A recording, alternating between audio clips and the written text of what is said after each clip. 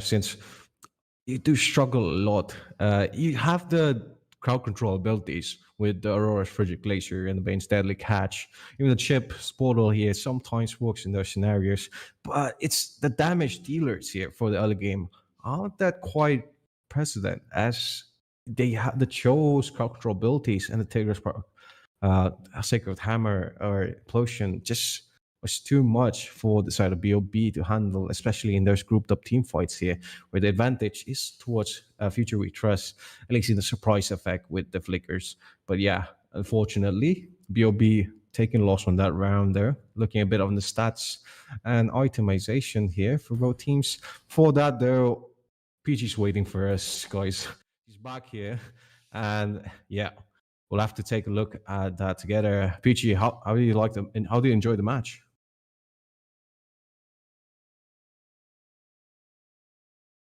Pichi, your audio.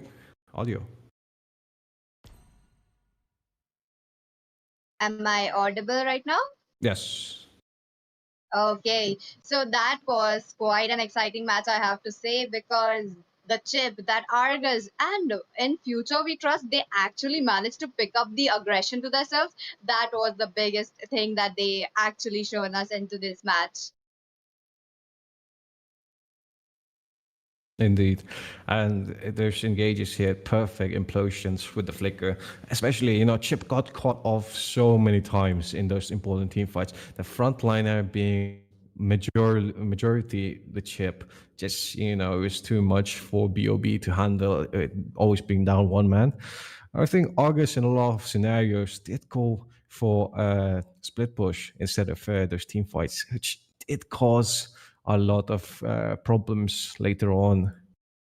So, To be fair, I would say the only counter to a Tigreal would not only, would be either a Diggy or an Akai. Because I've seen dads and sons play Akai and completely make Tigreal like, I can't even imagine Akai being a hero that could actually completely make Tigreal useless, because Tigreal is the only hero with the CC, the crowd control ability, rated by Mobile Legends as a complete 10. yep. Now that's a complete 10, guys. Complete 10. He has all skill CC. He was completely negated, completely turned useless by an Akai. Come on, guys, you gotta try Akai. Indeed, very much agreed. But yeah, I think that'll be all for the first game of today here in the Northeast Cup. There, it was best or bust versus Future We Trust, and representing the state of Megalia, Future We Trust moving on to the next round. And I think we have more matches to come in the following timeline. But yep, we'll probably be back after a short break. But you have anything to say, guys, before we go? Nothing much. It was an exciting match, but there's going to be more exciting matches coming right up after this short break. Ray, hang on. Download the Mobile Legends 5v5. That's it. Download the game, guys. As well as registration slots for the tournament are still open. We just had to put that there. Yeah. We'll be right back after a short break. कैसी है नया? Welcome welcome आज हम वापस आ गए Restream को लेकर। आज मैचेस किन किन के साथ है, अंधेरा कायम रहेगा। क्या हुआ भाई?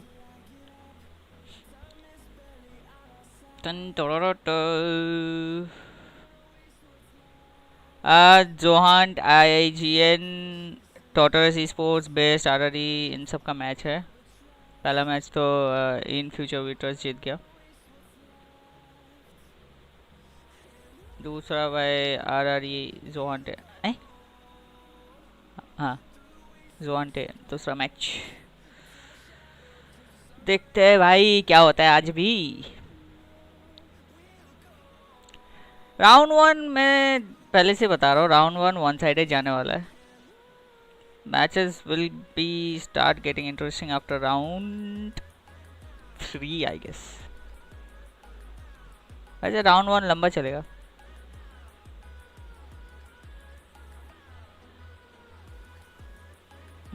बाय द वे देखा लियो आया है भाई इंडियन सर्वर में, देख रहा था मैं। मस्त चल रहा है भाई वहाँ पे तो।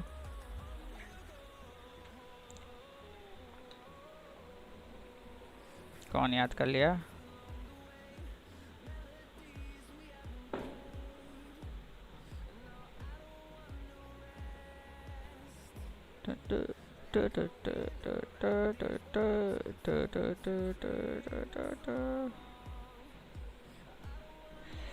By the way guys, make sure to hit the like and do share the stream with your friends. मज़ा आएगा आज. चलो देखते हैं इसके बाद आईजीएन का मैच है एंड जोन का मैच है इसके बाद.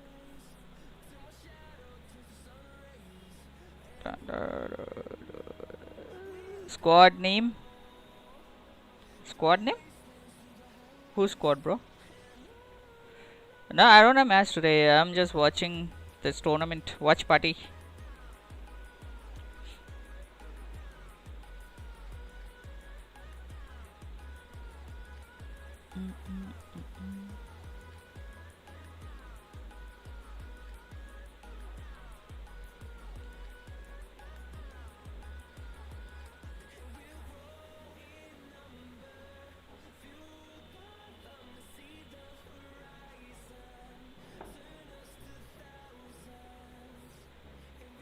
अभी वेट करते हैं नेक्स्ट मैच के लिए, कब चालू होगा देखते हैं.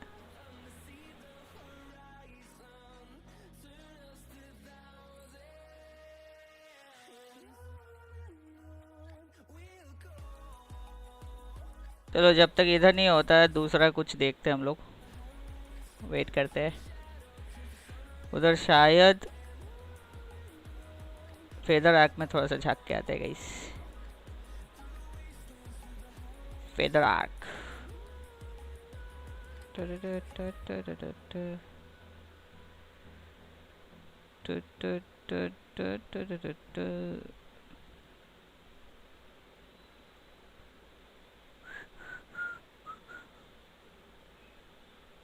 अबे कहाँ गया? ये तो मेरा ही है.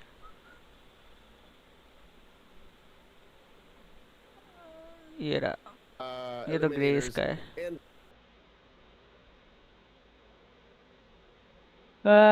अभी के लिए ये देखते हैं. वो मैच स्टार्ट हो गया. मैं बस बातें सुनना था.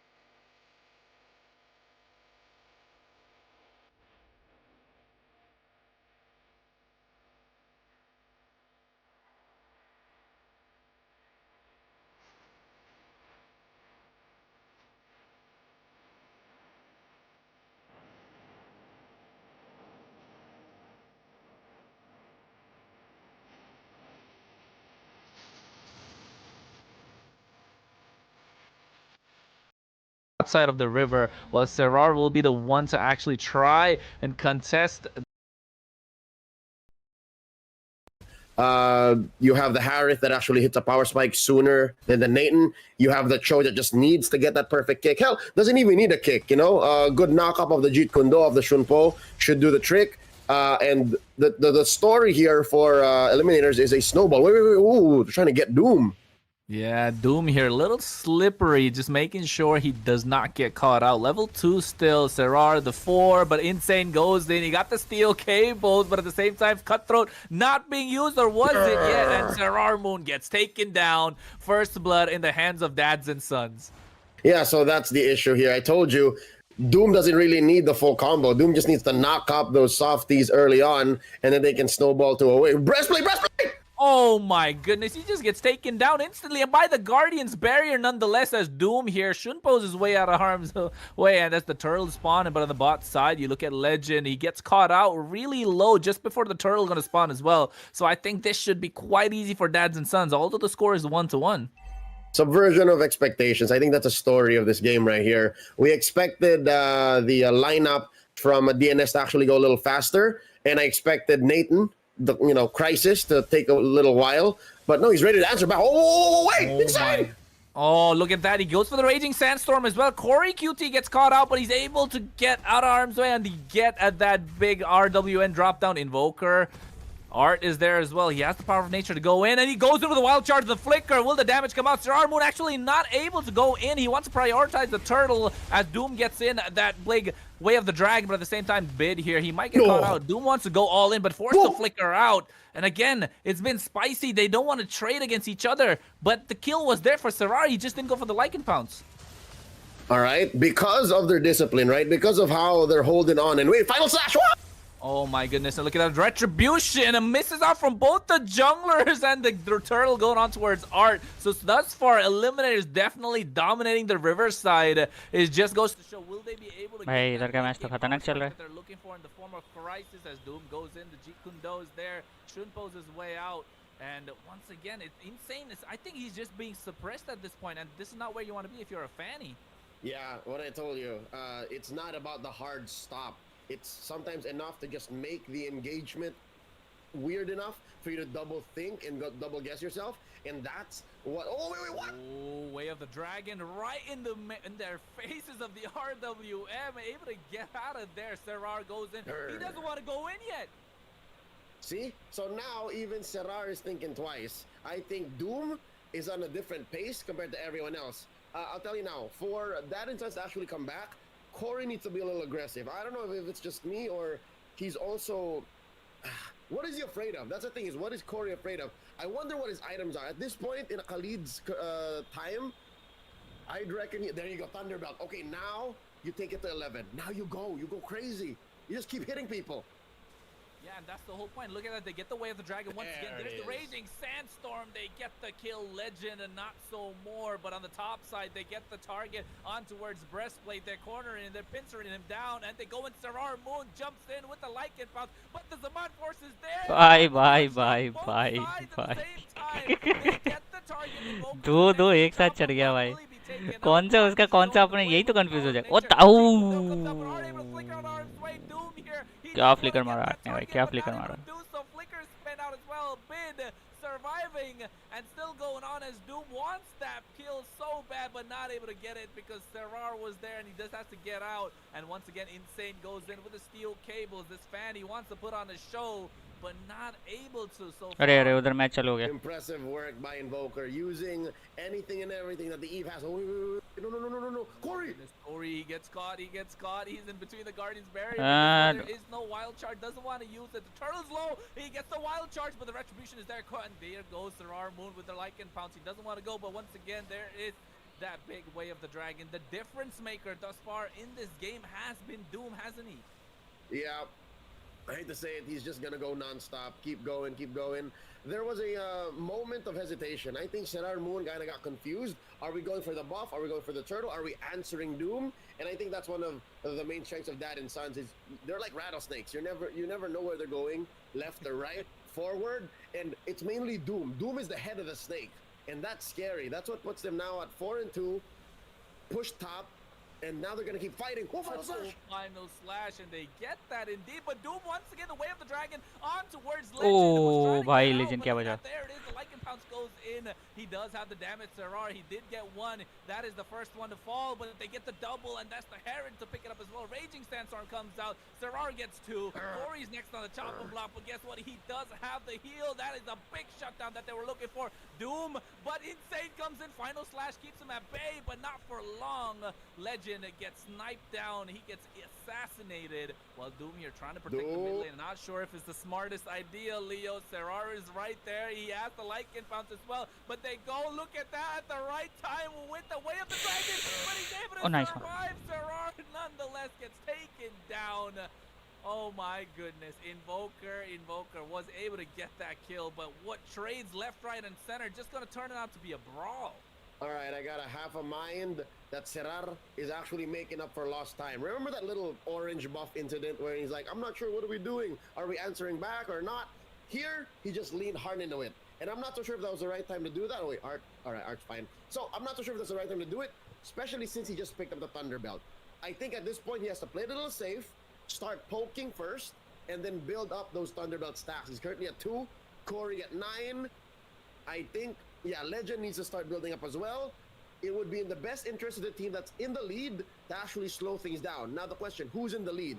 Oh, I'm gonna say it now. Oh, I think DNS. Yeah, they're gonna go down. Look at that, 2 RWNs drop, but Insane, no one's there to stop him. There's no sort of CC. Steel cables his way. They get 2 and trade for none, but there's the Raging Sandstorm from Corey as well. He's stopping them from going back. Crisis, however, Entropy to get the kill, and Legend here will be the sacrificial lamb once again as Crisis finally gets 1, but 3 traded on the other side.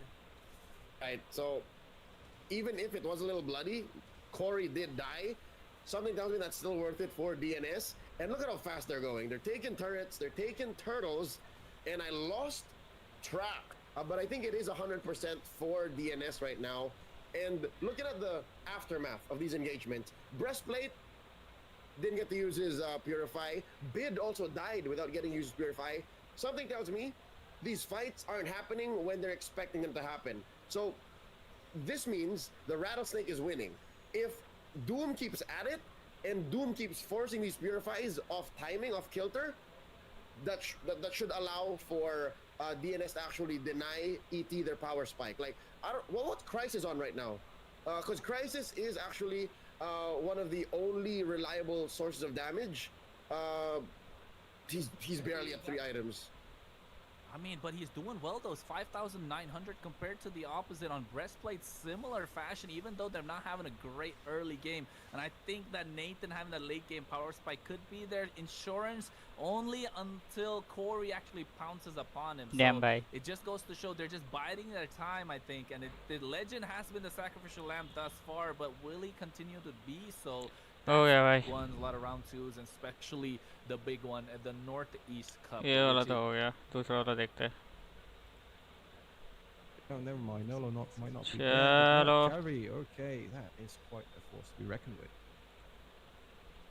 You know, Nolan pick, the teams are Damn, might bhai. able to pick it up because I quite think that it could fit. अरे ये into भी the one sided team match of होने वाला है. their jungler. You know, there's this Aurora who can actually freeze you, but if he's able to dodge that, I think he got that. But on the other hand, there is this Franco as well. Franco with the hard bloody hunt and the Iron Hook as well. That there is this kind of possibilities that one man pickup is always there from the side of team Kizoku right now.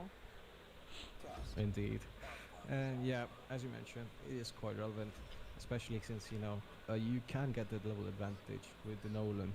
But against Totoro here, a Franco, we did see yesterday one of the teams pick up a Franco against the Nolan, and it was just a huge menace in jungle, which this case, can be answered by the high-lows and the Lunox. But, oh, is it a Lucian chip? No, never mind, it's a higher booster. Okay, that Loopy's guys here can lock in the higher booster with Prime on the 1-1 here. This is going to be quite an interesting matchup with Mila Toymoy here with the Alpha alongside Wind does hover over the Ixia. There are a lot of potential heroes to be picked. There has to be quite the target pick against this 1-1 because a snowballing 1-1 is just gonna wreck your game, even if you have Franco.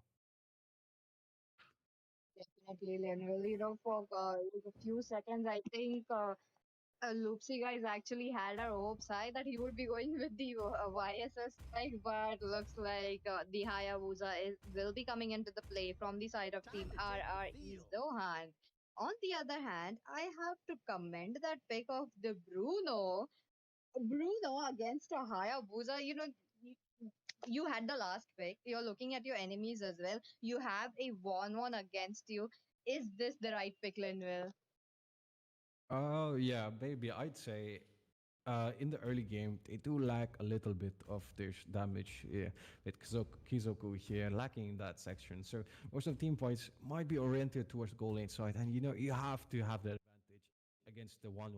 Bruno might be able to shut it down in the early game, mid to late, possibly two shorter if doesn't have the win of nature. But in this case, though, it is quite a fair Acha. matchup. But before we go in, PG, which lineup do you think are you going to be favoring at least for this game? I am favoring towards Team RRE's Zohan this time because they have the high laws, they have the 1-1, but maybe not so into the early game. We might not see a lot of action coming in, Yeah. but those pickups right there, I think this is going to be exciting, Linwell. Indeed, the potential for RE Zohunt here is quite strong, especially, both teams, they do have these bulky frontliners here with the high lows as well, the Gato Gacha, both revitalize. So a lot of team fights are going to be happening, at least in the third lane scenario. But we are on to the land of dawn, ladies and gentlemen, both teams marching down their lanes. And before we go on forward, don't forget to download the game Mobile Legends 5u5 if you want to participate in the tournament, which, by the way, registrations are still open. And we have some slots here for the tourney. If you want to participate, two phases of the tournament here. But yep, buffs there going to be started off by both teams. On the red side here, blue buff, purple buff, high boost are going to start with the orange buff. Most of them going to meet up in the goal lane side. High lows, Jonathan trying to force out the retribution perhaps very early on. Super toxic, still hovering over that. Not, I think, lagging a little bit maybe in that case. Prime is going on with aggression. Totoro trying to answer back and force hook maybe perhaps not going to be landed though. Iron hook going to be missing. Honeypa here with the engage. Not going to be finding anyone. Forced to go back here. Invades though coming in very strong here by Jonathan from the side of RE Johan. And it's just denying Toymoy all of his early game space here. Hook also not going to be landed, unfortunately. Retribution not going to be used here. No, never mind. Doesn't have it, but able to take the red buff secure perfectly well. The high loss is so content. Look at him. He's just going in with the ring of punishment. He's so Ooh. aggressive, but looks like the first Yeah. blood almost there. And it will be the Aurora picking up the first blood. It was an over aggression coming in from Team RRE Zohan right here because, once you Mhm. are actually trying to bait out that retribution, he should have backed off, but I think that was just not the play that we Team RRE Zohan wanted to show, but looks like uh, we got it. But on the other hand, the turtle will be spawning up. Right now, there is some kind of Uh-huh. lead onto the side of Team Kaiziko already. Yeah, blue guys here trying to make a play. They'll not may find the edge. Jonathan also trying to walk up forward. Doesn't have to revitalize. Both teams using up the spells. And Turtle, as you mentioned, spawned in. They are ready here for the engage RE Zohan position very aggressively towards Katakacha's side. Can catch him off guard. Super toxic also in blue scenario. But they catch on the Gatochiru here. Force it back off with dash. Dusty Miso pops in the ultimate, dealing a burst of damage, flickers out of the Alpha's range here. Honey Palm trying to go in. There's a Hayabusa, Qual Shadow coming in, doesn't commit the Shadow of Eager and goes back Damn, instead. bye. Consistently gonna miss out the hook there. As Jonathan backs off forward, perfect zoning here, perfect positioning by RE Zohunt. Definitely, Leonard. They made sure to get the river area control so that he would be, oh, wait a minute, into the bot lane, sorry, mid lane. Yeah, I think it's going to survive there. It doesn't have full commitment. Passive procced so is quite a turn for RE Zohan here, but Jonathan is just so aggressive. Like he does have. कौन जीतेगा? जोहांट ही जीतेगा भाई इधर. Not going to be denied here, and I think just hovering over and just taking so much space here away from Kizuko. Jonathan is definitely over aggressive, like in those situations that it is not needed. But his zoning ability, his vision giving ability is so on top notch that look at him, he's already giving up a lot of space for the mage to come up slowly, rotating towards the top lane already. Hayabusa already in some kind of position, like he's trying to see if there's anyone he could catch off guard. But that's the role of Hayabusa. That's the thing, you Yep. know. Oh, but Iron Hook Yeah, hooked. Prime getting taken down. Hayabusa here with Ogi Shadow Kill, but dealing a lot of damage. Not going to be finishing off there. Honeypam doesn't have the Abyssal ultimate here, Chaos ultimate to finish them off. They're so low in HP, wants to go in, so tempted. Honeypam playing off the lanes, does have the ultimate, trying to go in. Lobby's guys there in the mid lane here, cutting off and engage here with against the Argus, against the but trying to go in. Brilliant's ultimate being popped, a lot of damage being bursted down. Jonathan, Oh, but Iron Hook back into the turret. damn भाई. Super toxic. मस्त Gets किया बे. a double kill. Kizuku here getting huge trade-offs. The butcher is definitely cooking. What an iron hook coming in into the top lane. First it was the 1-1, then it was the Lunox. Oh my god, that was a point right on, I have to say, Linville. On the other hand, another turtle will be spawning up. This will be the second turtle. While both the teams are fighting out for the river area control again, Gatutkacha is there for the helping his team again. Even Edith is available. This is, I really have to say this is going to be a very exciting battle that would be coming But in. super toxic there, getting taken down very early on. There's a mage down forward side of Kizuku here. 3-4 Galliers are going in onto Jonathan, dealing a burst of damage, but not going to be finding anyone. Instead, going to be flipped by the Edith backwards. And Jonathan. Damn, is bro. struggling a Damn, lot, damn, still damn. so tanky. Edith How there, the fuck they're winning down, teammates, does bro? pop the ultimate, but Loopy guys Acha, finishing acha, off the okay, Citadel okay. on the side Not here. bad. Milo Toymoy going to be taken down by Dusty Mizo as Clarence. Late game, Bruno will be an issue. I don't think they should, Prime still take this on game the to a front late lines, game. not really liking off, taking the blue buff Hi off Jashan, here. welcome to the This case, stream. Retribution, not I'm from really West Bengal, bro. aggressive team Kizoku trying to cancel it, and instead it is gonna go to Honeypam for a much Taking needed this game to the late game will reach. be an issue for them. Oh, Ah, this is going to be exciting. Look messed at that, up. another engage coming in. Yeah, very strong here. Plus, pop out the glorious pathway, but Jonathan not gonna be finding anyone in the side of the enemy turret here. And quite a difficult scenario. Concealed play though being on active. Jonathan marching out forward. Physical Oi, work. oi, oi. Trying to dash Honeypam. Oh, damn, boy. That was a good hook. So low HP still survives. Does have the revitalize. No, never mind. It was popped already. Prime here trying to go in with Prime Gaming. This guy is hooking.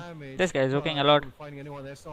I think you're doing a watch party, yep. Kizuku gets in the turret and the orange buff gets reset at the concealed play by Kizuku trying to go and Franco still got ult. backwards as Honeypam still in that bush, ready for a disengage, ready for catching off someone. Possibly could be the Bruno. No, never mind. He goes back and in the bot lane here. Luby Franco guys still got in the ult. turret.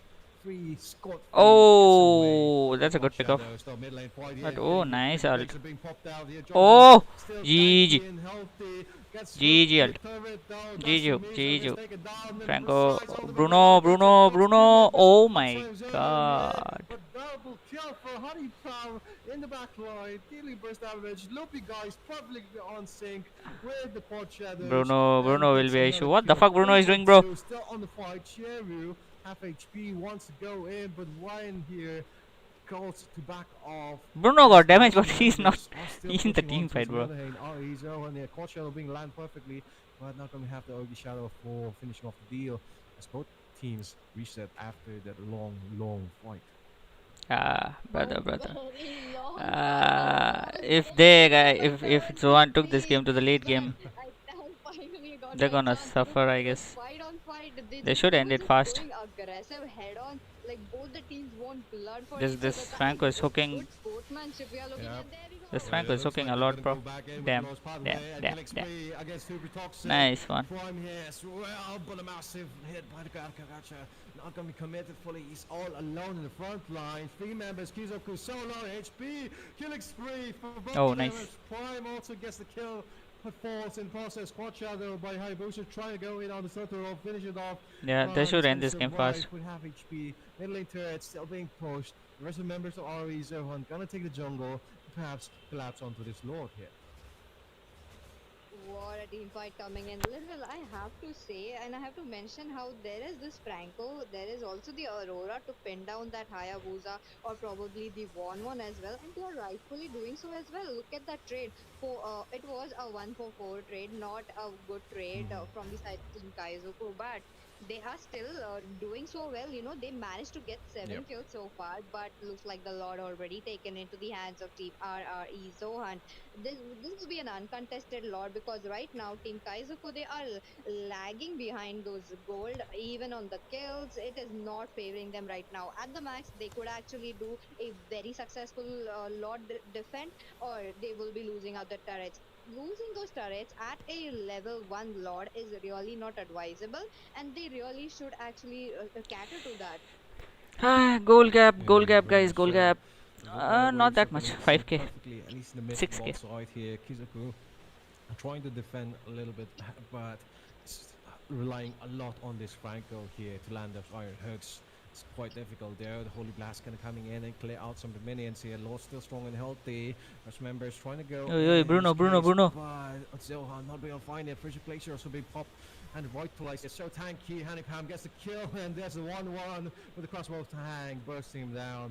And only 4 members left here. Minions there's the second wave here, pushing onto the mid and bursting down the turret. Eh, Bruno, Push GG, up bro. there, a massive flicker play by Dusty Mason. This is Bruno is trash, bro. Bruno You don't know what he's going doing. down here. Prime pushing on Only the reliable turret here hero of the is looking side of almost over Kizoku is for the side of Bruno, Kizoku. but he's Top not lane doing turret also well. being pushed. Shieru defends it successfully. Jonathan trying to go in with the glorious pathway, but not qualified. There's a suppression here onwards by the Franco, by Honeypam, shut down. Okay. And Shieru getting the kill. It goes back Oh, safely. nice Dusty ult. Mizo with a massive knock up here with the Earth Shadow. This Aurora is giving a good set. One of the only Oi. frontliners left with Oi. down, but Oi. Shadow Oi. gets Tartarus, Oi. finishes off the deal. Dusty Mizo getting the kill. Never mind. Gets taken down the process. Lopi's guys finish off 2 members of Kizoku, as only 2 of them are left to defend this push being done by the other 2 members. It's 2v2, Zohan versus Kizoku. Lobby guys managed to caught Shadow and go in on Yeah, she got Toxic, passive. but not gonna be finding it. Turret being melted down. Inhibitor, is it just gonna go down? No, never mind. Still surviving and healthy. Prime has to back off as the rest of members of Kizoku spawns.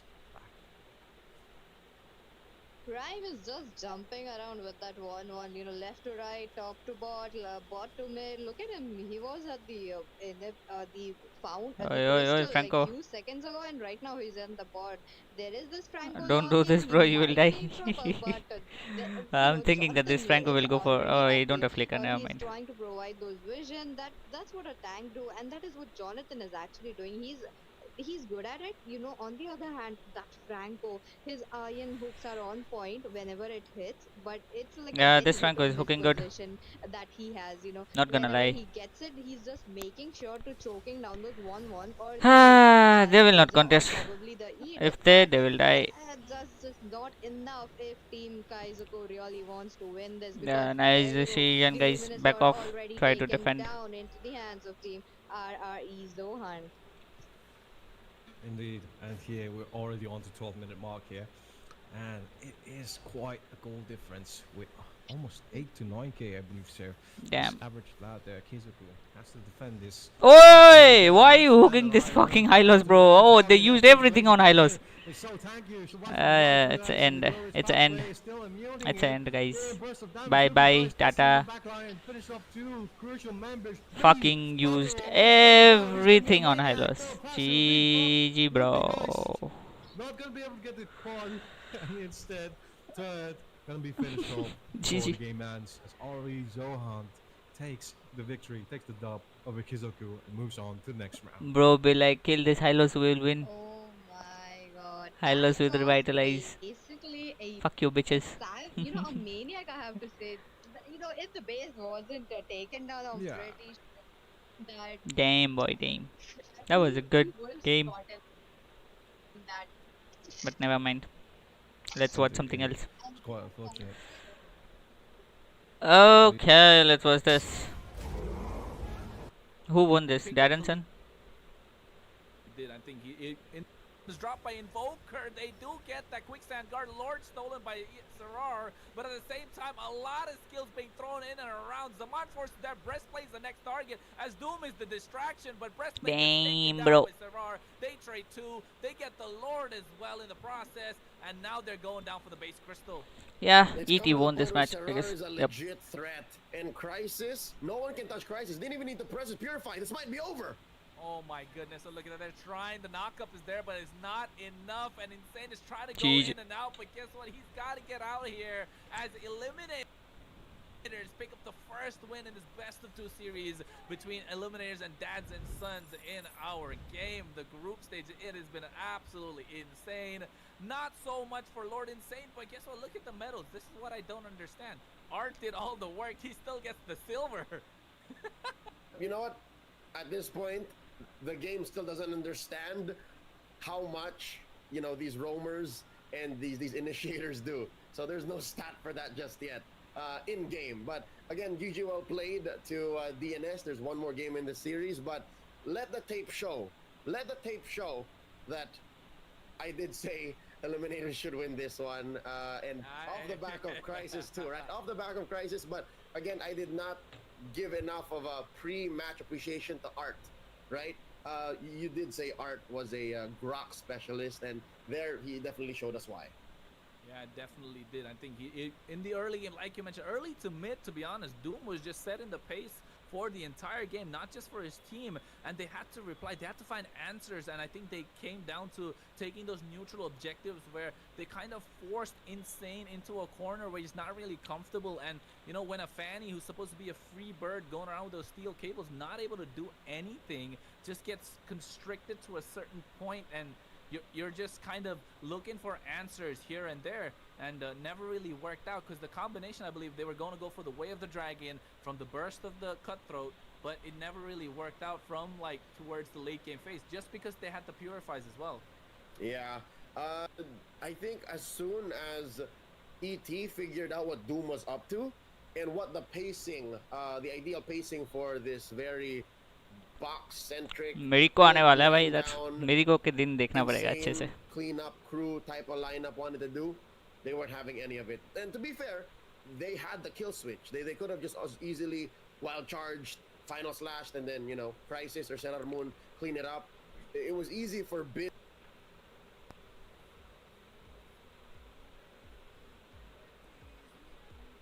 Next match देखते हैं उधर, अभी के लिए देखते हैं. Wait.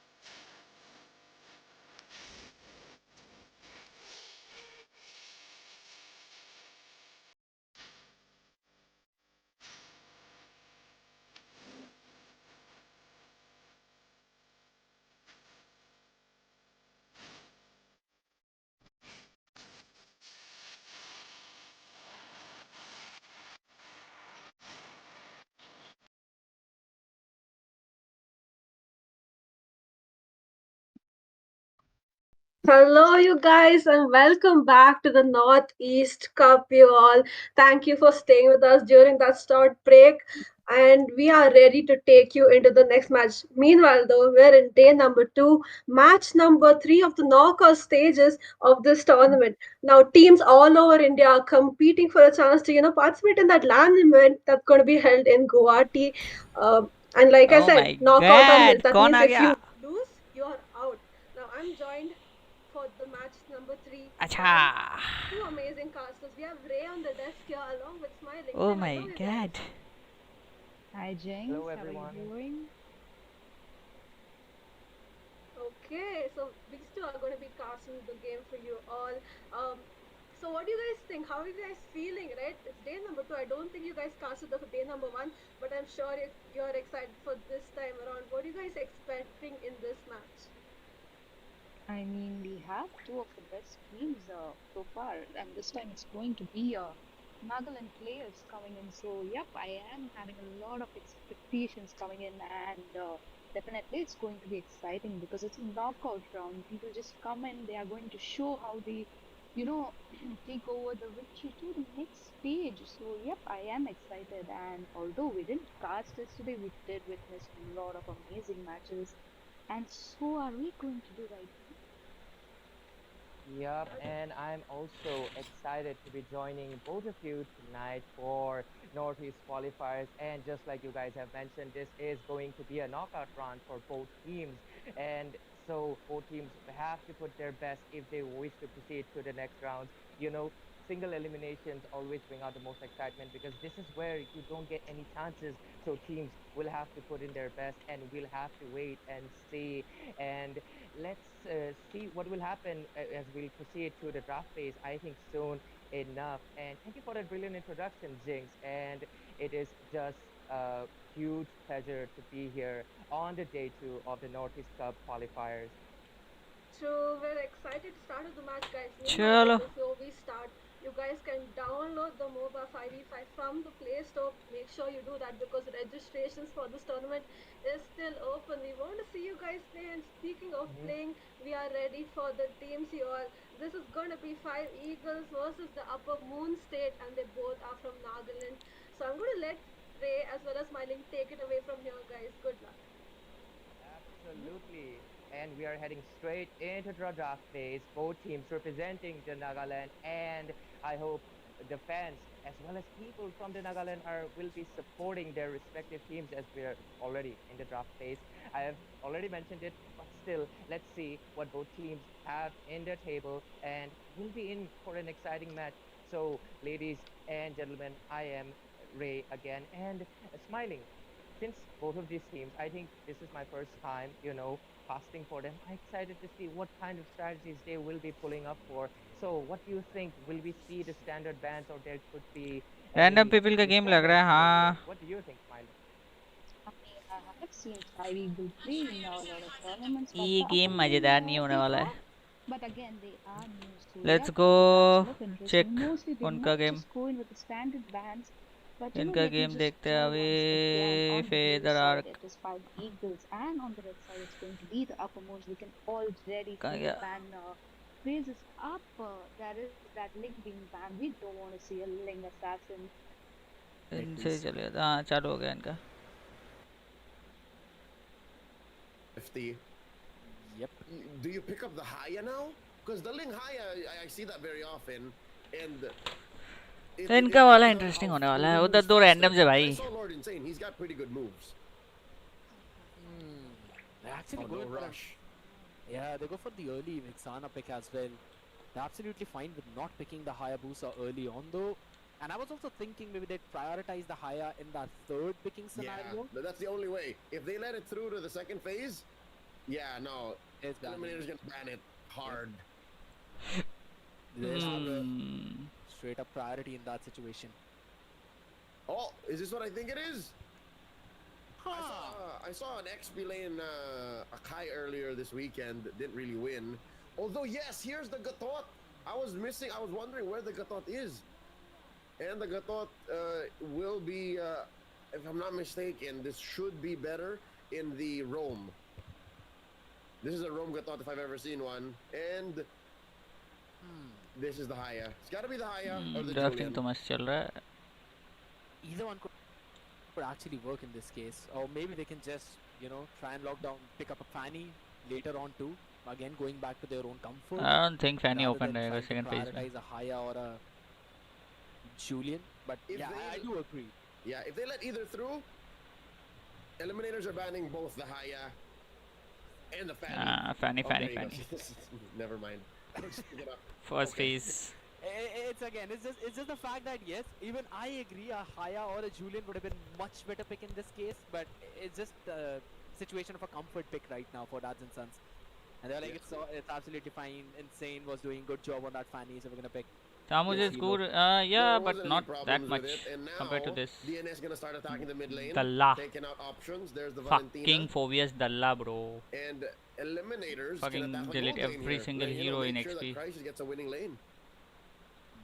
What are the heroes that or are actually Doom. banned? Alice Or Doom. or This or Dalla Doom, is maybe, yes. Attack too Doom. OP. Yeah. Do you really think they're actually gonna ban Show? I don't really feel like Doom was causing that much of a problem on that show, so I think Eliminators might be confident. The show is annoying for the Ling. I've seen my fair share of shows Jaw mess up ban, a I Ling guess, here and most there. probably. So I would Either say Jaw ban or that, Cho ban. or maybe even a Kaja. Like these Lunux, are, okay. things that They're watch out countering, for. The they're giving Lunux, Crisis I a think they're just you know. attacking. They're making it personal for breastplate. upper hand in the lane. Yep. It's just a straight up strike for that gold lane now.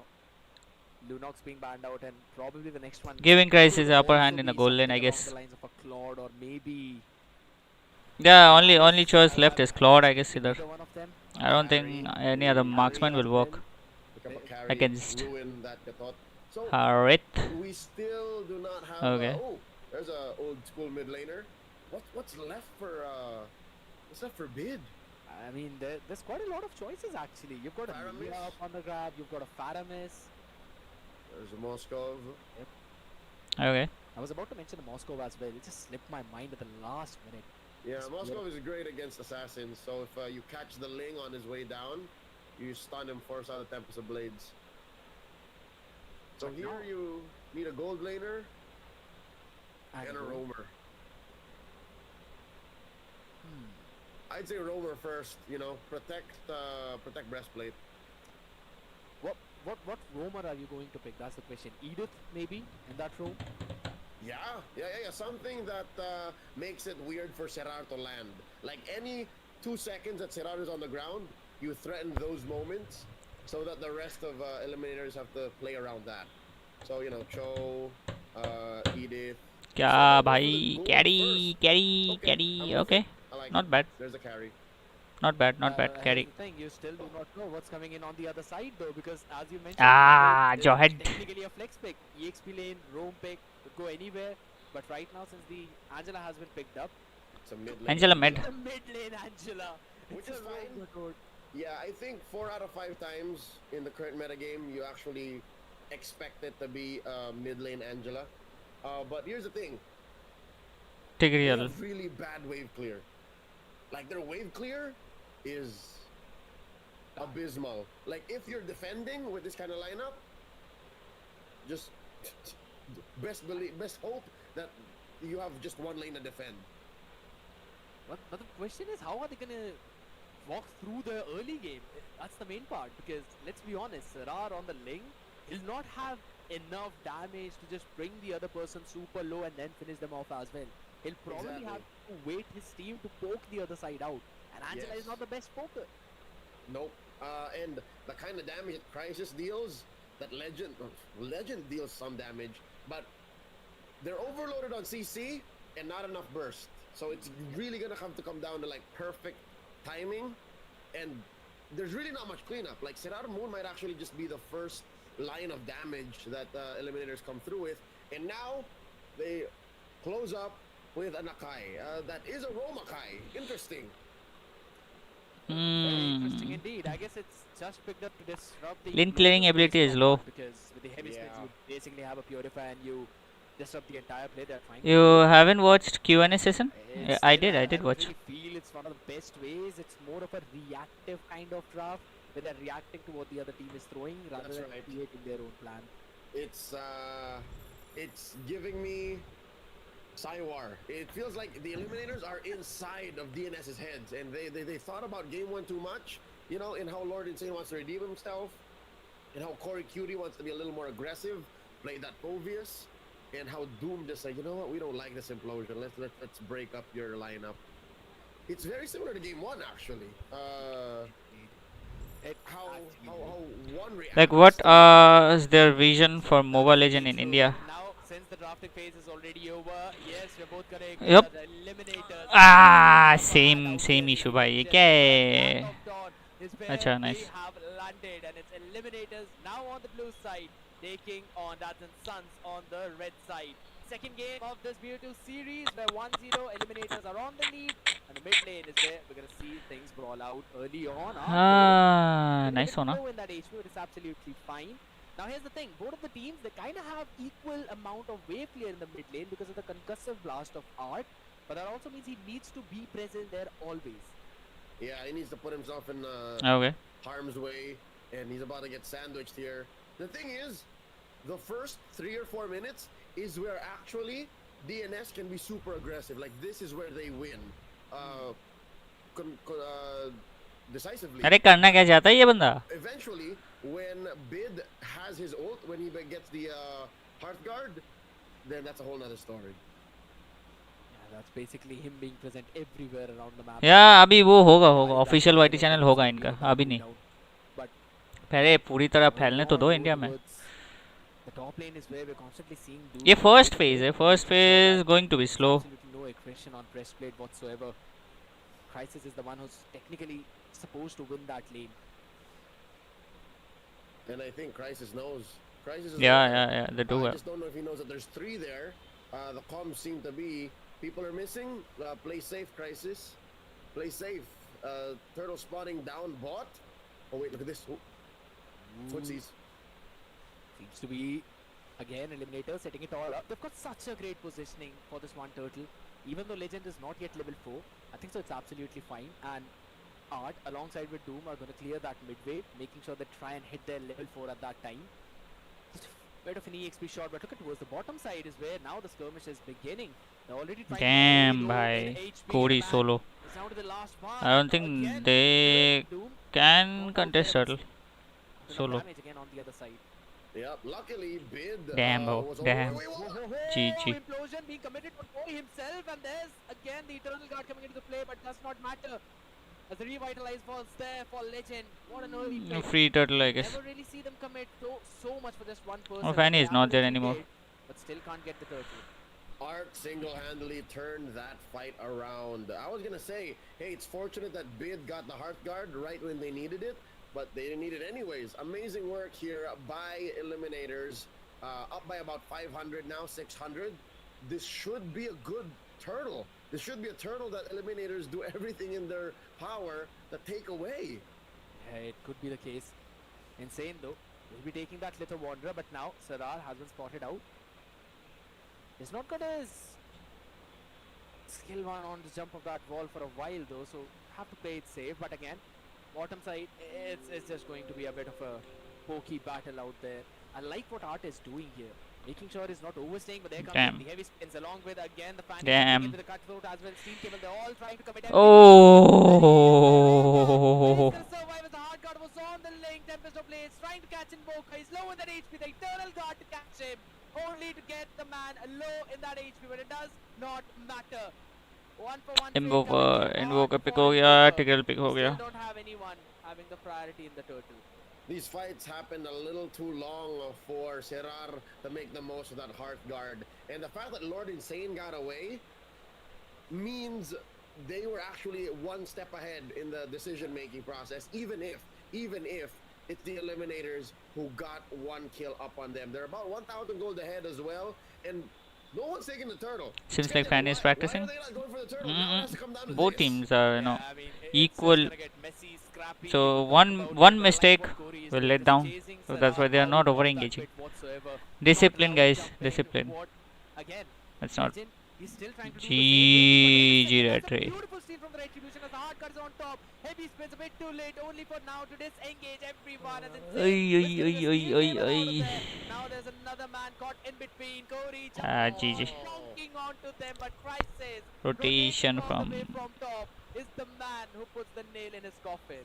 Perfect timing. It's at the point where Corey doesn't have enough items just yet to keep jumping and keep forcing eliminators into a position where they would take too much damage from that infernal pursuit. But here's the thing. I take it back. I think there is enough burst from Serar Moon and his crits. Oh, wait. Bid.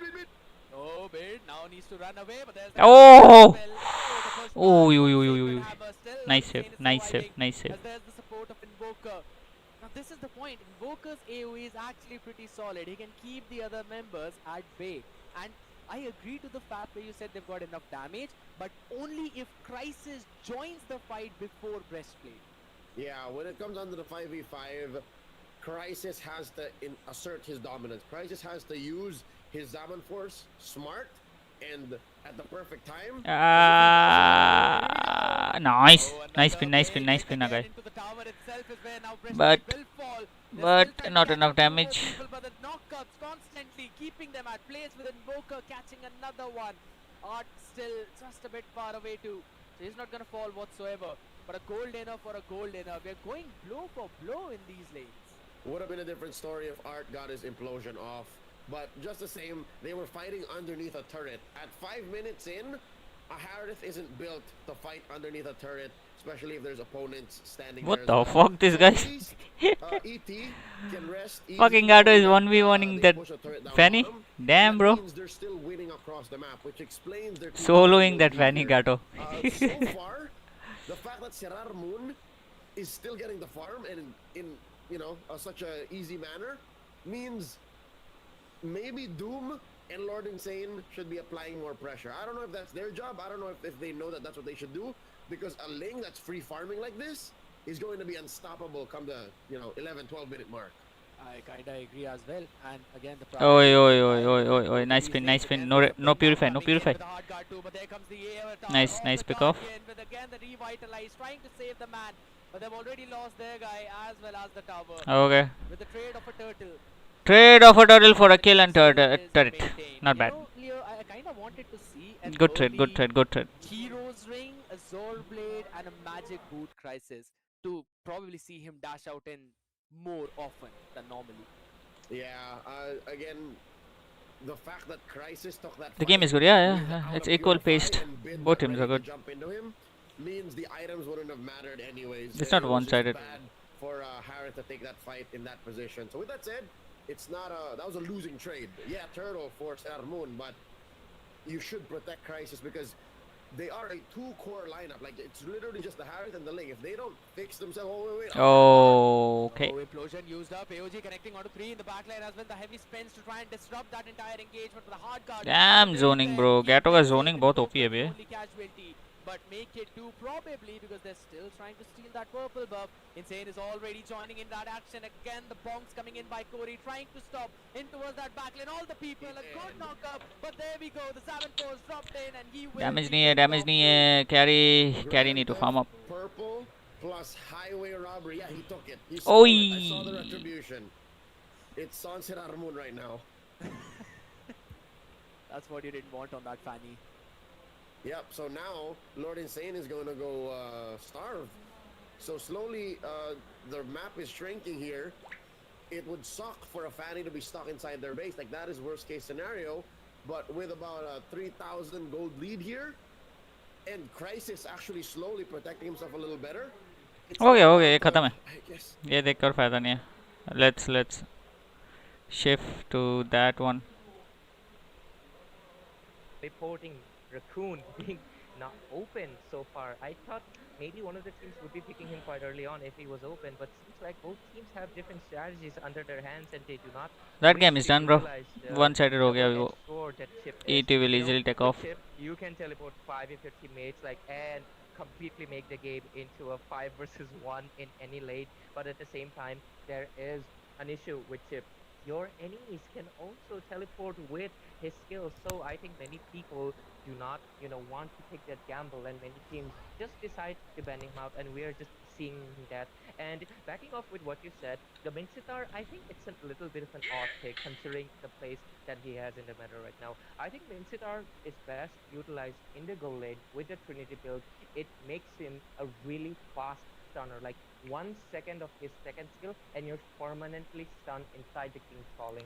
And that is why Mincetar is mostly played in the goal lanes. But I think some people also like to utilize his fighter side because, after all, he is indeed a fighter. But I think he lacks in that department because he cannot stun as fast as you could if you were in the goal lane, getting all that funneled, all the items that you required.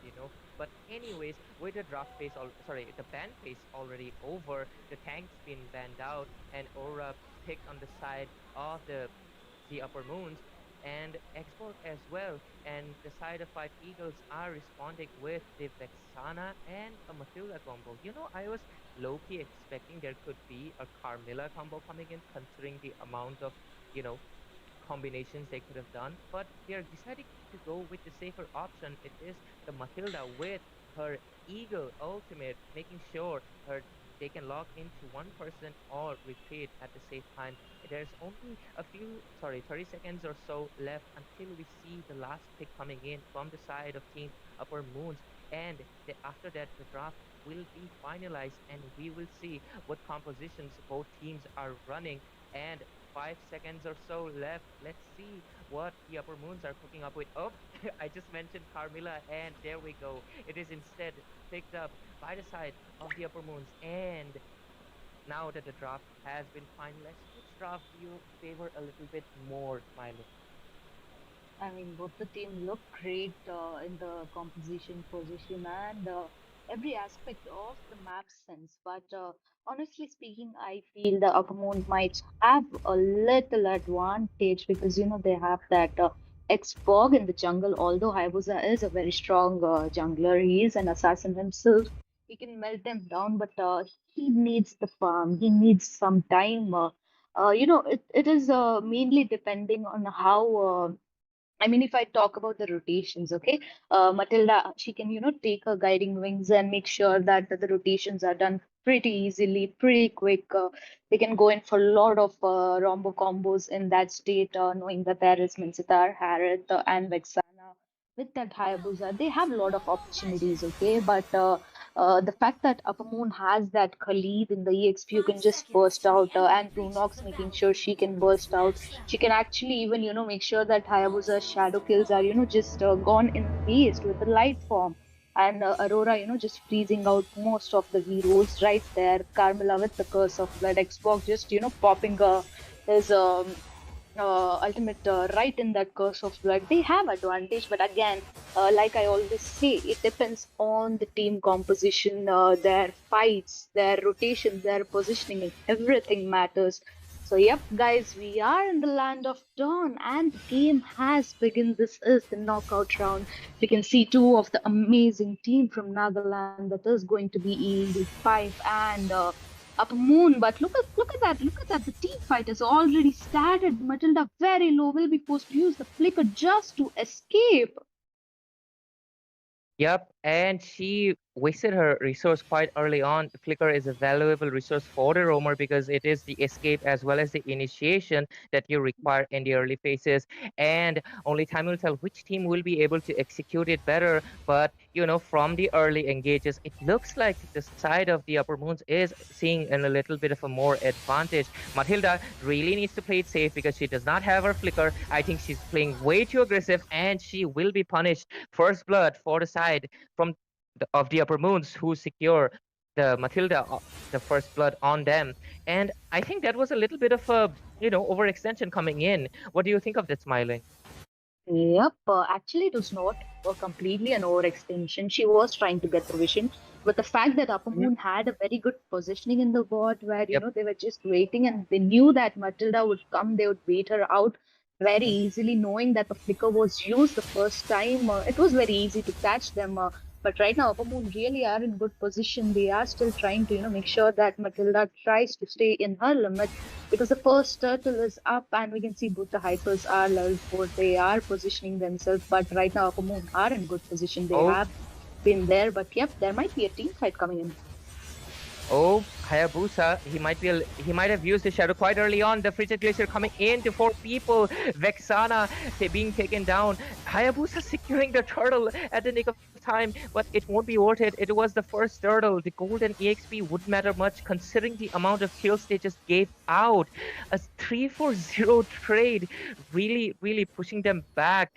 And I think the gold will also, 1000 gold efficiency, and it matters a lot. Many people might say, like, it might not, but this is still only 3 minutes into the game, and giving it out so early on, I think the turtle, they should have prioritized on a pickoff considering they have the Hayabusa, but instead they went for a team fight exchange for the turtle. Only time will tell if that was, worth it or not, because in my opinion, that was a little bit of an over-engage. And Matilda actually needs to know one thing. She does want to, give out the vision to her team, but she is a support. She does not have the tankiness in the early phases. Even in later phases, she will remain quite squishy because after all, she's a support, and she needs to be careful of that positioning and make sure she does not give out those kills to the opposing team. Khalid with the 3 kills after the engage, he is a little bit of a fed up. He will have the advantage over the Mincetar on the XP lane, and only time will tell, as the gold lane seems to be the focus of the side of the Upper Moons, as 3 people are waiting patiently in the bush. I mean, I like that they are prioritizing that Harith because in the after the mid game phase, Harith is going to be a huge chaos. The damage he will deal, the magic damage he is going to have, is going to be such a trouble 4v2 situation in the bot. The rotation coming here is so good because Vexana is lacking. If she's not going to be here for the team because the Curse of Blood is going to be used, they are going to try and dive in, and Harith will be taken down by Aurora. Man, what a skirmish coming in. Vexana again is lead. And they don't realize this because it is going to be a huge payoff. Yep, and the glowing one already being purchased from the, I think, Aurora, and the itemization coming in early because of their kill count. Oh, Hayabusa is looking for an engage, but I think, securing the kill, I think there was a great communication coming in, knowing that the brilliance has been used from the Lunox and securing a kill onto their boards, as 1-5 score is still on that scoreboard. The side of the Upper Moons are looking for an engage onto that turtle. They are trying to make sure they get it as fast as possible, trying to make sure the Hayabusa does not have the opportunity to steal it, and this will be an uncontested turtle for the side of Upper Moons as they take it without any issues, and looking for an engage already. They are quite hungry. They know they have the advantage, the gold as well as the EXP, and even a few items. Oh, but look at Mincetar. He's trying to make a play into the top of the Raging Sandstorm coming in. Khalid trying to retreat as fast as possible, and I think he will have his second skill ready if there was an engage, but he decides to not make a gamble, and he will just be retreating to the fountain to regenerate most of his HP. And looks like the side of the 5 Eagles will look for maybe a top push, but only, mid lane already. There is an engage onto Hayabusa, but he uses the shadow. Retribution coming in from that export, using the last insanity and getting the kill onto the Hayabusa, and a jungler trading the kill for the jungler. Even a gold lane. Oh my god, the side of Upper Moons are showing absolute dominance as they are able to take down their respective enemies. The jungler from the jungler, the gold lane from the gold lane, and things are not looking good for the side of 5 Eagles as they're sitting at a goal deficit of 3,000 right now. Yep, that is a lot of goal difference because it's just 6 minutes and looks like Mincetar is going to be in trouble. He will pop his ulti out, but will he be able to get something? Oh my god, he almost tried, but nope, he will be paying down because that was 3v1 situation. Look at the way they are forcing in with the aggression. They are going for the push, they are going for the objectives, and Lunox just busted out that Matilda as well as that Harith. Man, what is going on in this map? Because there is no stopping of the Upper Moon. They are just going in for the kills. They are so hungry at this time. They are snowballing and everything. Even the mid tier is going to go down. Almost there with 0 HP, but Hayabusa might be in trouble. Not really. I mean, Khalid is low.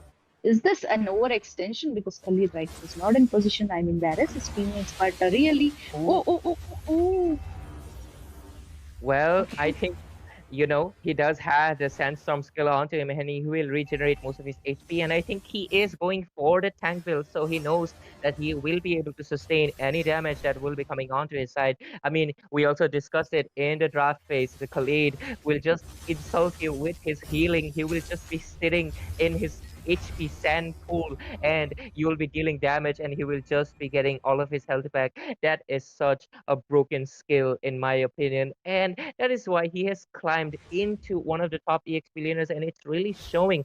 Despite the Minchita's great hooks, the great King's Calling being used inside the turret, he's not able to burst down Khalid, who's just way too tanky, way too sustaining for his side, and he will just be forced to sit inside the turret as looks like the side of the upper boons are looking for an engage into the XP lane because they already know the gold lane has been taken down and they are looking for an engage. Even the bot lane, Lunox using up the Brilliance ultimate soon, trying to get out of the way. Hayabusa might be in for a Ugi Shadow kill and a shutdown coming in. Great priority targeting from the jungler off the side of 5 Eagles because getting the shutdown will give them a little bit of a gold. And you can see the gold difference was around 5 to 4,000, I think. It has come down a little bit, but still not enough. They need to do a bit more of a priority targeting because you have the assassin, you have the Hayabusa onto your team, and you need to make sure you utilize him most by taking them down one by one. But right now, Hayabusa can only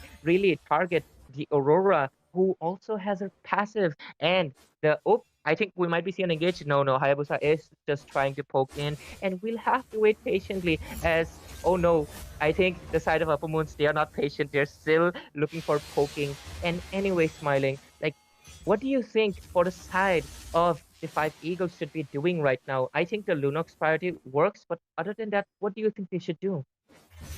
I mean, Oh, there is a lot they can do, but looks like they are going oh for my fight god. and Oh my god. Vicar will be taken down. Double kill coming. That is triple kill. Will there be a maniac? Oh, that was a steal of maniac, guys. Come on, you should have just given it to him because he was so perfect with that jump at a very low upper moon. Really, dominating this game. The fact that they have a front lane pressure that Aurora, the freeze coming in by her is so perfect, so great. The first Lord is up and they're going in with that contest free. Aurora just making sure Hayabusa is right there. Not even trying to come out with that Carmela going in first. Will they be able to get nothing? No, they were just trying to make sure they stay in their turrets and not come out for that Lord. Definitely, this is the first Lord. It's not going to have much of advantage, but it definitely has an advantage. They can go in for the push. They can do a lot of things. The fact that Minzitar actually landed a perfect ultimate right there was so good. I mean, they tried, but the goal difference, the itemization is still lacking at this point. And this time, I feel like they're going to pressure that goal lane because that Khalid is farmed. He has got two triple kill. Again, Minzitar trying to go in for that Khalid. Will he get that Khalid? Not really. I mean, there is no stopping of Khalid. Can they? He just healed himself up right there. Although Hayabusa is in trouble, the first Lord is marching from the mid. We might see a possible team fight, but the fact that Upper Moon are actually, making sure they're getting turrets as well as the kills. Because the goal difference is just peaking at this point. The snowball coming is so good. Look at that flicker ultimate coming in by that Aurora, making sure that they are freezed. And Lunox going in with that light form gets nothing. So many flickers used, so many spells used. The Lord is gone, but man, they did try so hard. Yep, the Aurora and the Lunox is just playing so aggressive. Like they're mages, but they're playing off like assassins right now. They are heading inside the base with their flickers, with their ultimates. They do not care. They are just flexing their goal difference as well as the EXP gap that they have created through the sheer domination as well as their coordinated team fights, the Carmilla's Curse of the Blood Moon and Aura's Frigid Glacier, just creating all the opportunities for the Xbox to use his last insanity to deal the true damage. And Khalid coming in with his Raging Sandstorm and finishing most of the enemies. We've seen them utilize this strategy multiple times. And for the side of the 5 Eagles, they are not able to have any answer back, any call, they are not able to respond to these engages. They do have the Matilda, but she's also getting frozen because her spell is in cooldown. She does not have purification either. So they're getting stuck inside that freeze. They're getting stuck inside the Curse of the Blood Moon. And those things being repeating again and again, it does not look like a good thing for the side of Fight Eagles, as they will just be patiently waiting inside the comfort of their bases. But Hayabusa is trying to make a split push play, but it will be completely denied because the map control has went to the side of the upper moon completely. It almost feels like an extremely one-sided game. Eliminators out and will eventually and surely take down the base. Scared yet? What an awesome 25-minute game this is. Oh my god, it just went on forever. Neither of these teams wanting to give up, but finally the Tigreal can easily sleep down in the enemy fountain as eliminators pick up the win. And it also came down to the exact same fact where you just saw Nads and Sons trying to make a play over in that top lane, but it was just how disruptive entire ET played, and there was no one to protect Invoker as well as Breastplate in that situation. To be honest, it's impressive how Invoker didn't die anymore, or how Breastplate also did not die more than just 5 and 4 times respectively. But again, kudos to Art for the patience. Kudos to Crisis for knowing when to be aggressive, even if he died, more than a handful of times.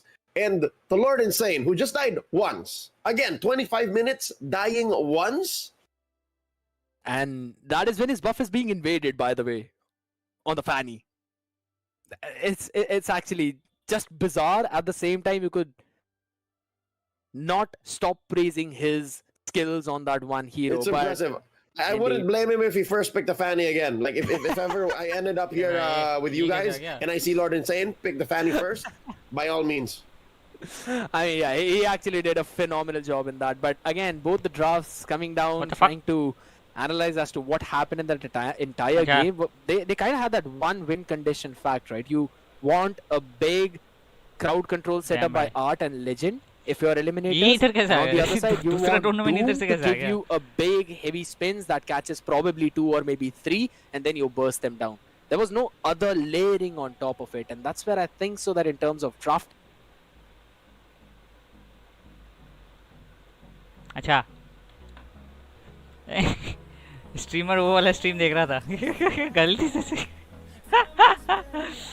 Damn bro अच्छा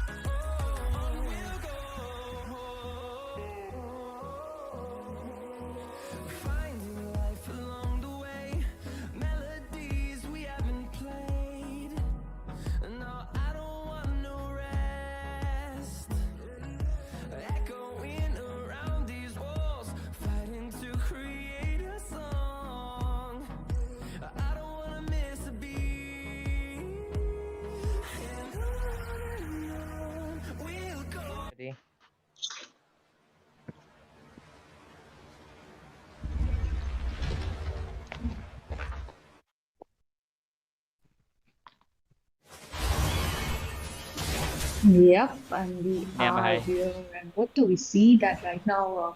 Team Uppermoon are so highly dominating. They have the map control. They have everything.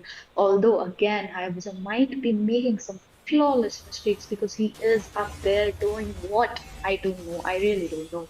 Because it is the Lord marching from the top, and this time this is going to be the third Lord, and it is a very enhanced Lord. Will they be able to defend? Is my question because this is a very, very hard defense because Hayabusa is there, although lane the clearing तो है इनके पास, आई 5v5 guess defend situation हो is जाएगा. here. The हाँ, Lord is defendable. huge, and it's going to be really hard to stop them. The glacier will be used out. The What flawless the of blood will be used out. People just going in the fuck? right Now claw, it's making not. sure going in, and two Now people it's not. already down. Nope, it's going to be Now it's three people down. end bro, So end. hard to defend. Two people क्या भाई, surviving. क्या Will खतरनाक they ultra be है. able to manage here? I don't really think it's so hard. So hard. They are trying, and I don't think they are going to G G actually bro, G G. defend. Yep, and the Nexus being taken down from the side of the Upper Moons.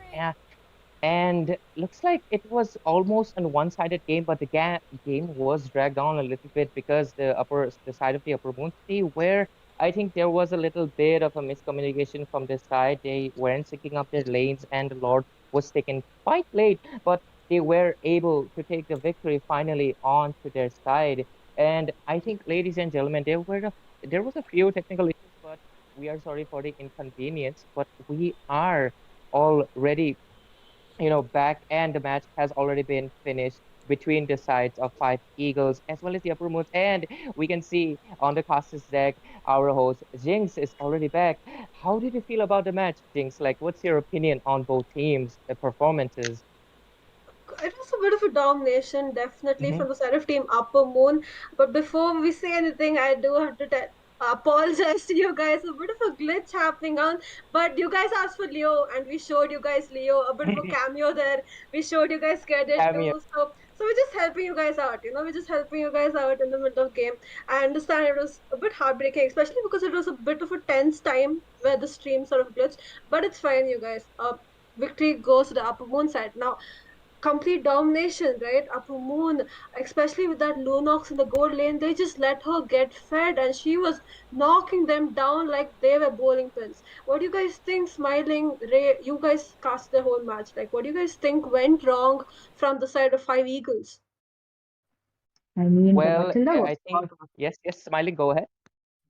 I mean, Matilda was there, but she was a support. The fact that Akumun actually pressurized on the turret so much, making sure it's not being farmed. That Matilda is for dot guard. There was Vixana with the leadership coming from him. Her actually was not so great. She was in the mid lane while they were pressurizing the board. It was 4v2 situation. They needed members, but there were no members. And by that, the Lunox and Aurora were getting farmed so highly. I mean, at a point, it felt like Lunox and Aurora were the assassins of the game. They, just used their flicker to bait out the enemies, to kill them, to chase them to that death. So they actually were dominating so goodly, and the map control was so insane. It's just prioritizing the team fights, which actually mattered. And I think somewhere where Eagle were lacking. Yep, Ray, what I were your absolutely thoughts? agree with you. Yep. Was just about to say, like, I think the side of team, the five Eagles, they were lacking in the priority targeting, as well as I think there was a little bit of a draft gap, considering they did utilize the Mincetar quite well, but Mincetar on the XP lane, he was getting absolutely dominated by the Khalid, who also got a triple kill in the early game. I was also mentioning the Carmilla in the early phases of the draft, saying that there could be a lot of combinations made, considering there are both the queens in the game, the Vexana, the Aurora, and one of the teams could have utilized, and it was the side of the Upper Moons who used it to their utmost potential. Anytime there was a team fight, the Curse of the Blood Moon with the Frigid Glacier was absolutely devastating for the opposing side, 45 Eagles. And like, even if they were doing a good marking into the Lunox, it was just not sufficient enough. There was nobody being able to take down the Exborg and his Firaga armor. There was nobody to take down the Khalid even once. And with such, invincible gameplay coming in from their side, there was no question that the side of the five Eagles had that much chance to make a comeback, as even after 17 minutes getting most of their items, there wasn't sufficient enough damage coming in from their side, and unfortunately they lost the game. But ladies and gentlemen, do not worry, both teams are representing Nagaland. So one team is proceeding on to the next round. This is a single elimination. So that's what makes games so exciting. The Upper Moons really showing that they are here to stay, and Five Eagles will have no choice but to go home at this point. But you know what? There are so many more exciting games to come because there is another game coming in soon. And I think both teams are also from Nagaland. And I can't just wait to watch which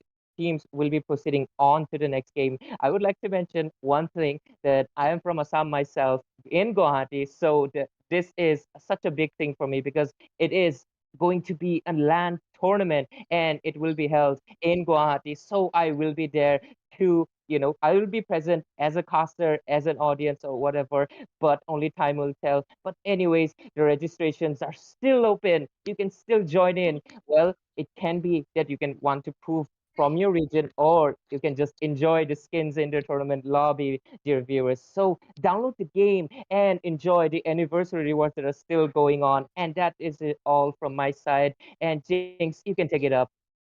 True, you guys. So we're excited to see you for the LAN part, especially Ray. You might get to see him there. Might get to say hello to him. Meanwhile, we did take a bit of time, so we're going to go into the next match very soon. We're going to go Yep. into the break. Upper Moon team is gone into the next round here. Meanwhile, though, while we're in the break, take the time to download the game, guys. Download MOBA 5v5, make some friends, and join the Northeast Cup. We're excited to see you guys play. Stay tuned.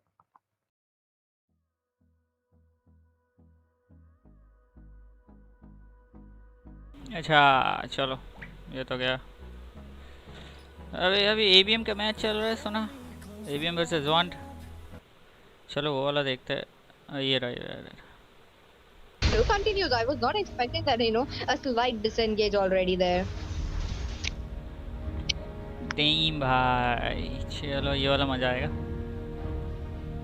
That was a very good team fight, and Phoebus is in their blue buff and fighting again, not letting Loopsy guys take his blue buff, and that was a very good setup coming from Dusty Mizu there. What the and fuck? Loopsy guys, barely making it to the base, but yep, this time one kill will go towards team maybe. Never mind, second kill is gonna be up soon because Ryu is going to take down that Prime, and yep, that was a very cold kill coming it from him. Did you see that he just faced it backward when his what do you call it, the first ability was on its way? So that was a pretty cold play coming from Ryu. But I need to mention the turtle fight was very good because Soul Queller plus, that's not Soul Queller but Evil Queller, but Soul Suya coming to the point and taking out that Aurora's passive, and I think Alpha is in the top lane.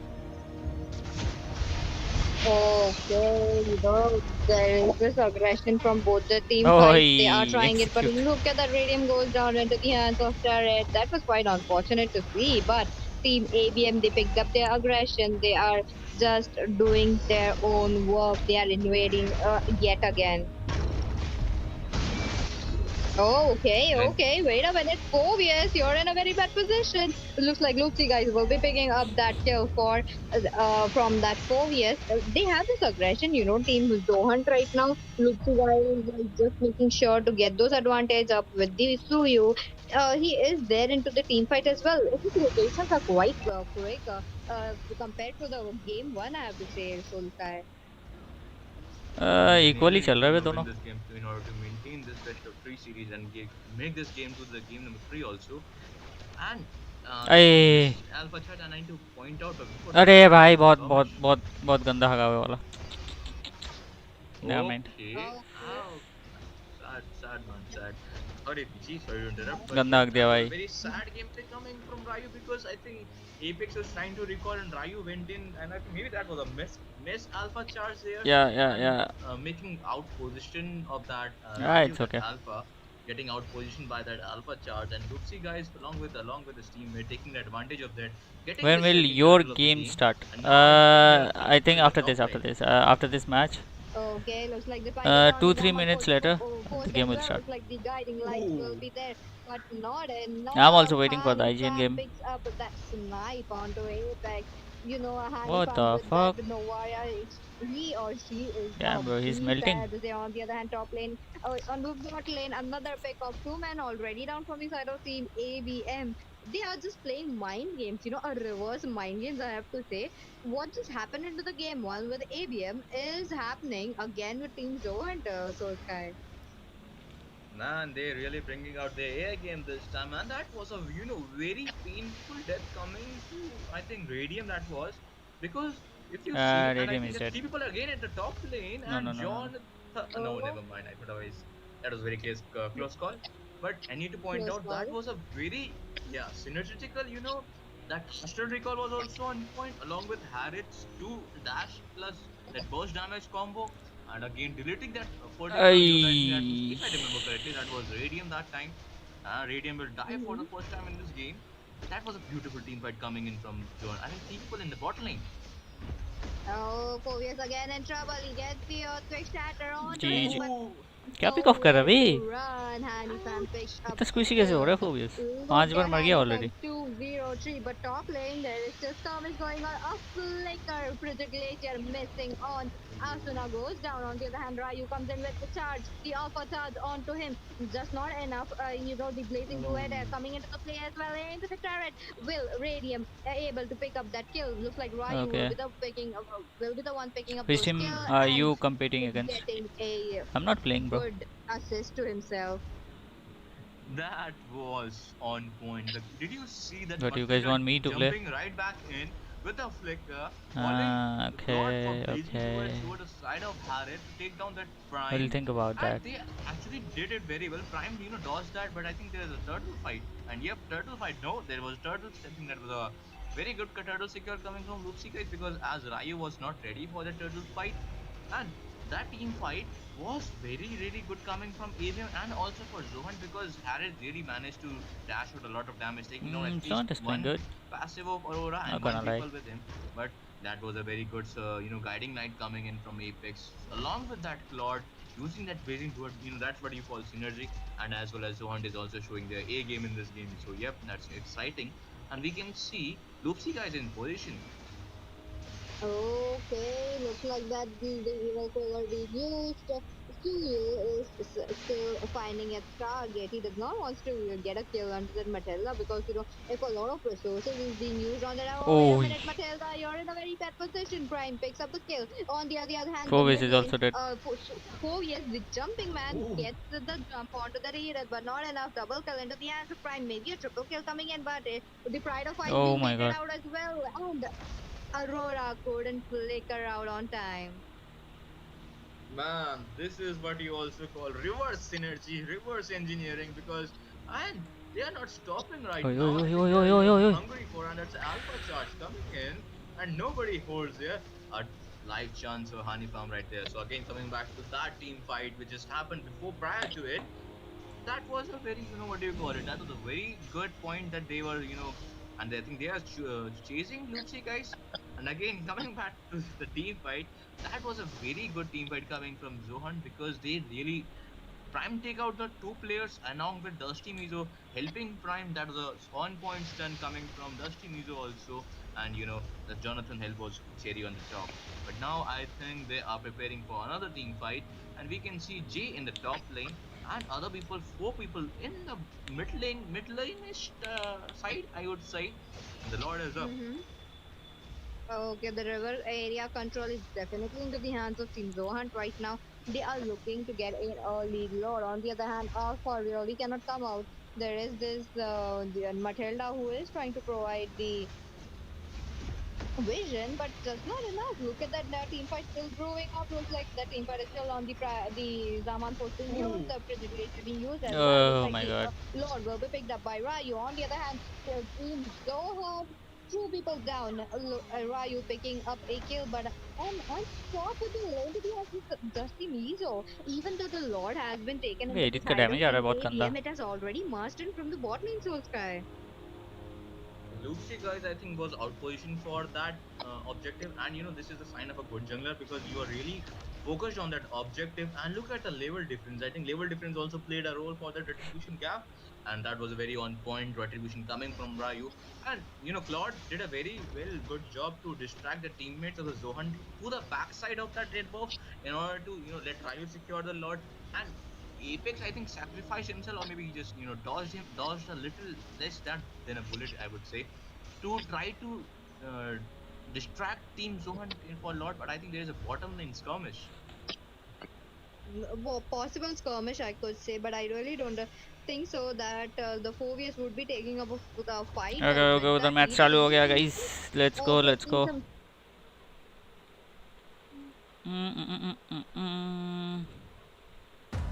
You in position yet? What the fuck? And they are just making sure they have their own, usually people make a strategy and get all the heroes Okay. that could be Oh, Raden excellent का team है to ये. them. So Zozen, it is Raden, possible Kyle. there, along with that. So we are Okay, seeing Hari, your predictions were okay. right, Opponent कौन है? and अरे Fovius benefited यार, in, as one-sided well game as guys. the One-sided game Vexana again. being banned out quite early on. Usually you'll see her being banned out like maybe One-sided game. in the Here we second go. phase.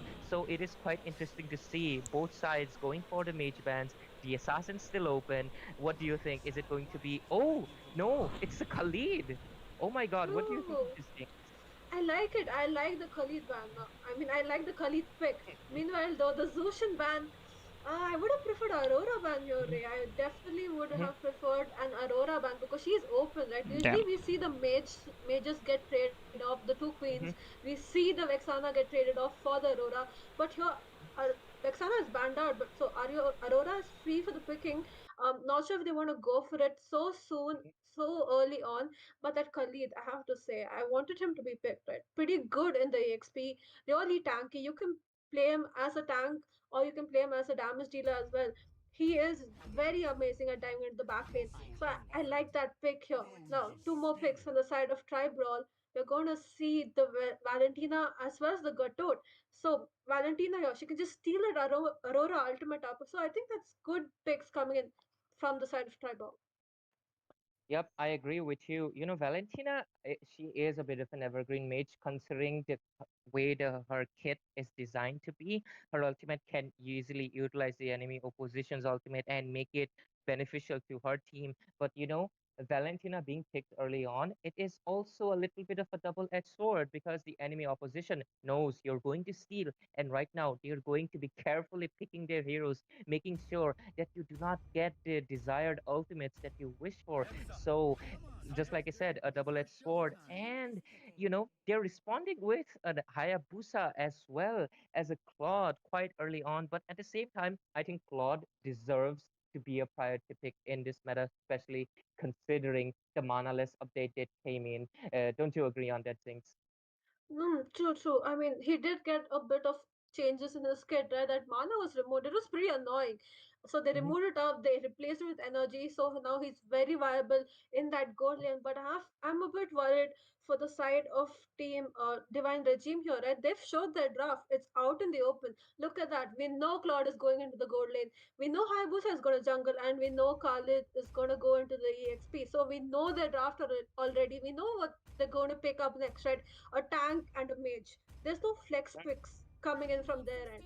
Meanwhile, though, the side of Team Tribal here pick up the Melissa. Not in the meta. I would have preferred a Lunox, but they banned that out instead. Yeah, but I absolutely agree with you. They had the Lunox open in their arsenal and they did not go for it. I mean, in this game, Lunox could be perfect. She can easily, use her Brilliance ultimate to escape from the Khalid's assault as well as Hayabusa's Ugi Shadow Kill. Not to mention God's Blazing Duet, one of the highest damage dealing ultimates in the game. But instead, they went in for a very vulnerable marksman. Melissa is not bad. She is good. But actually, Claude low-key counters her because he does not need to go inside of the ultimate, the domain that she creates. He can just stay out of it, use his blazing duet, and take her out. So I think a little bit of an odd pick, also quite early on, considering the Raden कौन? opposition अरे already वो has the है marksman, एक the player. divine regime locking in that Claude. Global I expected to see, what you said, a Lunox, squad का but player ही है instead वो. a, Verify a squad का. Beleric ban coming in as well. अच्छा खेलता है. Very, very interesting draft. combinations we're seeing here. What's your thoughts on this, you think? That is true. They banned out three tanks. They banned out the Hylos. They banned out the Tigreal from their own end, even though they need those tanks, right? I think they're going for that Matilda pick. I think they're going for that utility. They Oh. want a lot of dashes in their team. They might just pick it up, right? That's what I'm expecting from the side of Team Divine Regime here. Meanwhile, though, like we were talking about, there's something we need to notice here that Gato Gacha with that vengeance here, Ray. He's going to be whacking back that Claude just as much as he whacks him. Oh, and I think we just got our questions answered why they banned out these eight ranks because they want to pick up the Hook Master, the Franco from Sogen. From the side of Divine Regime with the Kadita coming in. It's been a while I've seen a Kadita on these tournaments. Usually, she was all the buzz back then. I think a few seasons ago in the MPL, she was the roamer, she was the EXP, she was the, even the mage, even the gold laner. She was everywhere, but there was a fall from grace and she was not seen anymore. But it is nice to see that in this game, we'll be seeing some tidal waves coming in from the side of Divine Regime as we have finally finalized the draft, the Minotaur being locked in from the side of Tribrawls, and both teams are looking quite good. But although I kind of really am biased a little bit towards the side of Divine Regime, especially because they have a really strong EXP laner, Khalid, but I wouldn't undermine the Gatot Kacha, both strong EXP laners in the meta. What do you think of these things? That is true, but I have to say I lean towards Tribal here. Look at that. Julian Hmm. Jungle coming in from there, and they have the Valentina, they have the CC with that Minotaur, and then they have that Gato Gacha as well, just to follow up, right? He's going to be amazing in this team, especially with that Vengeance. I do have to say something about that, the mage pick from the side of Team Divine is means something new, but we are into the game, guys. Meanwhile, though, while the team start the blue buff and the red buff, whatever they want to go for, download the game. Download MOBA 5v5 from the Play Store. It's available and join the tournament, Northeast Cup. This is gonna be Divine Regime versus Tribe Balls on the red side. And now we see a four-man, cleaning up the purple buff there. Yep, they are trying to help out the jungler as soon as possible because Julian really needs that level 3. Before that, his jungling speed is quite low, so they are just trying to help out. On the top lane, we are seeing Franco and Claude waiting in for the ambush, but I think Franco will just be backing off because he decides that Melissa will be playing the safe side and there won't be any hooks coming in. He might be going in for the red, but let's see what decisions they could be making. Oh, the Ooh. hook, the first hook missing in. I thought it almost connected, but anyways, both junglers patient, taking their buffs peacefully, and only time will tell what engages they would be going for, a pick off or not. That is true. I mean, Franco giving a Ooh. bit of vision, jumps right into that. Julian escapes with just a sliver of HP. Julian does not want to take that risk, provided, Kadita was waiting in that bush for him. So good thinking. I do have to say, though, Franco, probably a comfort pick from the side of Team Divine Regime here. A bit of a skirmish happening in top lane. Hayabusa does go in. Franco, small hook, but they're going to have to retreat. And the first blood actually goes on to the side of Divine Regime because I thought it could be, the Oogie Shadow kill being used quite early on. Hayabusa might have been the priority target, but no. Despite Julian having that early advantage with the level 3, powers scaling, but he was still taken down. Really bad trading. Oh, a hook coming in into Melissa, trying to render her useless. Raren already onto the domination as he is 2-0-2. Things are looking absolutely amazing for the side of Team Divine Regime as they're showing their dominance over the side of Tribrawls. And is this going to be another one-sided game? Because if you look at the score, it looks like it jinx. That is true. I mean, we're still too early to decide, right? First turtle is up. We're going to see a skirmish here. Julian ready to, steal up the turtle there. Karita goes in. Oh, Gatot diving in with his ultimate, a flicker hook coming in with that bloody hunt. Khalid is taken down. The turtle up for the grabs. Hayabusa is looking for an opportunity, but I think he will not be able to take it because he exhausted his shadows to dodge the Gatot ultimate. I think that ultimate from Gatot was really well timed because he was able to zone out. Oh, look at the top lane. I think Melissa should have just recalled, and did she pay off with her life? Minotaur is into the scene. Will he be able to take down Claude? Claude doesn't have the second skill, but Franco is already into the scene. And just like I mentioned, I think that was a good of a trade from the side of the team Tribals, and they are kind of making a little bit of a good pace. That is true, but I have to say, Matilda though, I mean not Matilda, sorry, Melissa, not having a good day in the land of dawn. She is staying on 0-3-0. Her goal lead is nowhere, right? Now Minato is gonna Mhm, babysit her a little in top lane. I think she needs her. She's getting bullied in top lane right now because mhm. Franco's rotation is on point, right? He's everywhere his team needs him. Look at him giving a vision in that bush. Now he's gonna be a two versus one gank in top lane. Is he going to land another hook? Not sure. On the bot lane, the Khadija was it? Oh no, it was actually the Valentina copying the ultimate from the Khadija with the IMU. Khalid looking in a little bit of a trouble as Kacha is charging in, but I think he does. Oh no, he will just recall, take the safe route, not want to be take it down in the top lane. We might be seeing an engage onto the Melissa, and this is what we were discussing in the draft phase. She does not have any form of immunity skills, and look at that, she is just vulnerable to four people. If Oh, Garutkata also coming in with his ultimate, but Khalid will just be flickering away. But Jinx, we were discussing it. Melissa, she is a marksman that requires to be babysitted constantly until she can get the late power spike compared to, Lunox. And I think they are paying for it. Oh, an engage. And oh, oh, killing spree for Raren. But anyways, what's your thoughts on, the Melissa being Ah, ganked so much? I have Oh, to say, meanwhile, though, another gang coming in here in top oh lane. my This god. time, Valentina in the ये भाई ये disguise of लोग बेचारे Franco. लोगों को क्यों मार Franco खिलाते हैं gets भाई ऐसे taken टीम लोग के out, सामने and देके she stole that ultimate. I think that's a ये good तो भाई ultimate to नाइंसाफी है बे take away, Hmm. but she needs to get close enough to actually land that Hmm. that those stunts, but it's not working out for them, especially for Melissa right now. इनको Talking ला के about बेचारे Melissa, लोगों भाई she की needs बेइज्जत some कर help. देते हैं ये लोग That's क्या मार Melissa खिला रहे हैं better बे हट भी focus on top ऐसे lane because she's struggling. She's struggling hard. कोई I ना think she चलो barely has any gold. Never mind Yeah, I think she barely has enough items, just like you mentioned, the second turtle already being, taken without any contestant. Khadija trying to make a play with the tidal waves coming in, taking down the Minotaur. Gadotkacha forced to use his ultimate. I think he should have used to escape, but I think he क्या might bay be taken यार down हट here. He's doing a good job with the regeneration, but Raren's damage with the Hayabusa is just way too much. Look at them invading into the blue buff. Khalid charging in, Claude with a blazing duet, diving into the Melissa, trying to take her down, killing spree for the Khalid. Karita coming out of, sorry, it was the Valentina again. It is very confusing when she steals the ultimate. I was thinking she would go for the Franco, but no, she went for the Karita. And this is what, we discussed. You actually told about that all the ultimates from the side of Divine Regime, they're all,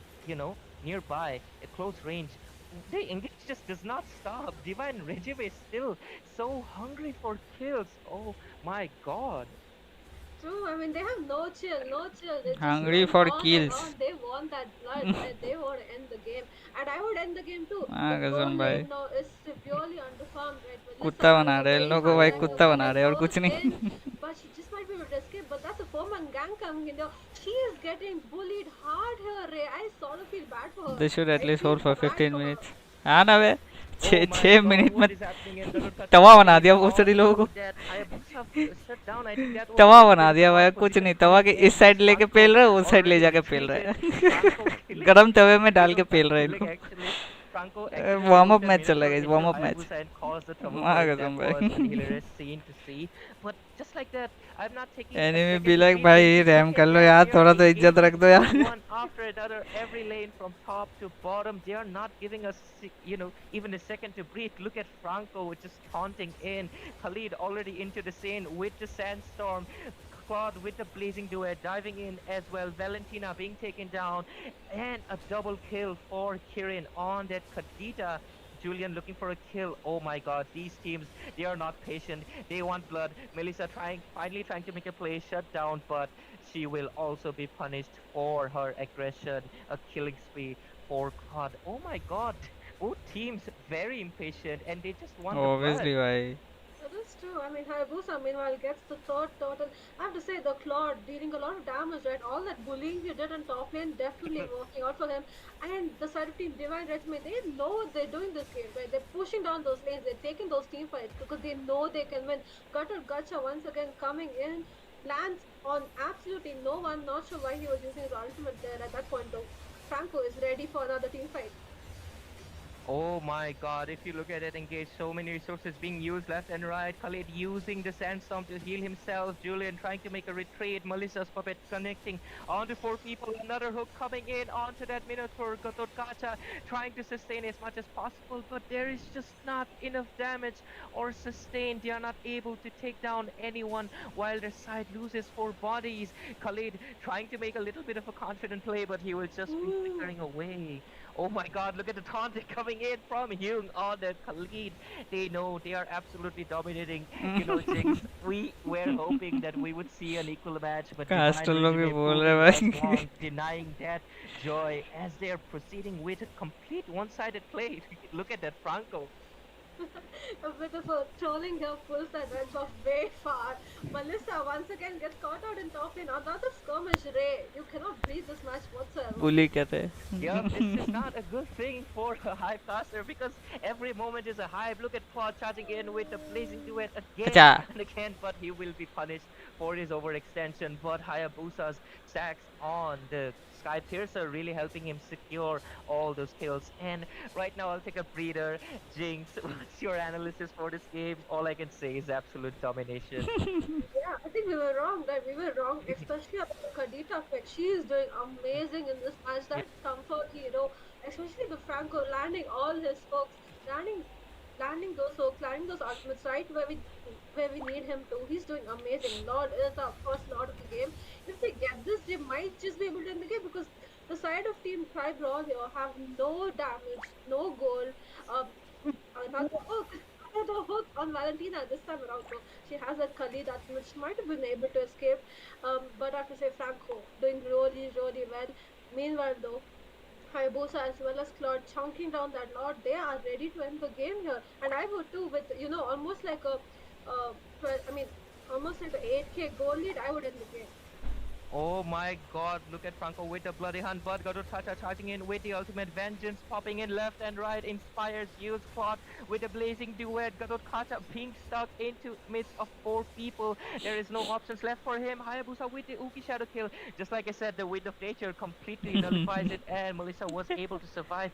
But how long is the question because the Lord is marching in the mid lane. That is Oh too much in the my mid god. lane, and it's going to be a 3 versus 5 here. But okay, 2 versus 5 because that Minotaur gets chunked down pretty quick. Might just be able to end the game here because look at the Lord hits P-Ray. I mean, I खत्म Ooh. think it's over. Oh my god, I was absolutely, not that wrong because I was expecting the Khadija to make the great plays because after all, she picked it because it was the hero that she most excelled at. Julian is still trying to make a play, Claude charging in in कर with दो that यार blazing बेचारों को duet, रहम Khadija करो with यार that mega हो kill, गया इन Khalid कर being दे taken down, but this doesn't matter, they G engaged G because at the end of the day, G the G guys Nexus was their priority as they take this game, eliminating the tribe brawls from this tournament because this is a single elimination. That is true. That was pretty one-sided as well. They were showing a bit of zeal, during the starting of the match. Sadly, though, Tribal could not sustain the damage coming in from that Claude, from that Kadita, and they definitely could not handle some of those Franco hooks. He was right on point. Meanwhile, though, we're going to be going back into the Castle's deck. We're going to, talk a bit with Smiling here. Yep, I am right here. I mean, what a match, man. I was actually, wondering this time maybe we might see a 2-on-2 clash. This time it's not going to be a हाँ ना भाई one-side वो match छोड़ domination, के ये but दिखा देते better रहता who let that Karita cook? Well, there's no stopping इसके बाद her. शायद And आईजीएन का मैच है guys Franco with that, magnetic hook, I would say. The way he just kept hooking on one-on-one people, making sure he even hooked the buff, pulling out people so harshly. It was actually a very, very good gameplay coming in by them. Yeah. That was true. But I have to say, though, Ray smiling, I think what really affected the side of Team Tribal here, that team fight capabilities that they had, right? That Wompo combos just not landing, lot of disconnects, right? I expected to see that Minotaur go in, stop the Claude, then the Gatagucha following him up, and so that the Valentina could deal that damage, that Julian could come in. That's something we did not see. They were a bit lost, right? They were following the pace of Divine Regime, and it didn't work out, right? From the start to the end, it was pretty one sided. I mean, they Yeah, had a very good lineup. They had everything in the position. I mean, based on the draft, I actually thought they had the upper hand, but how, the team fight situation changes just by, not the positioning and missing of heroes. It actually affects a lot on team fights. And even a 0.1 second mistake can actually just turn over the whole game, letting them dominate in the start. एक अनोखी खीर वो सिर्फ हमारे बाबूजी बनाते थे। अनोखी खीर में शायद दूध डलता था। यादों के डब्बों में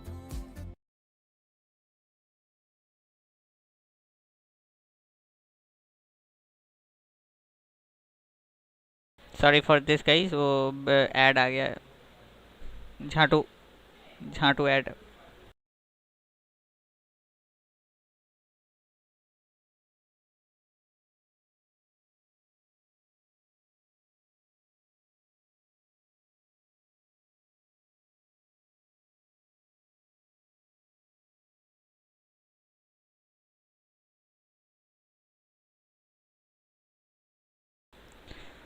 हाँ, वो थोड़ा कम आता है मेरे चैनल पे ऐड।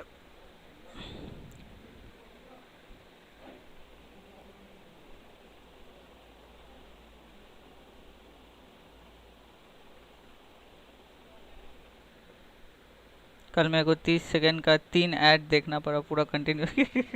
हरामी लोग अभी साला ऐड स्किप नहीं कर सकते, अनस्किपेबल ऐड दे देते हैं भाई हरामी साले। बहुत घटिया है जी भाई, वो चीज़ बहुत घटिया है। Never mind, feel you bro, feel you.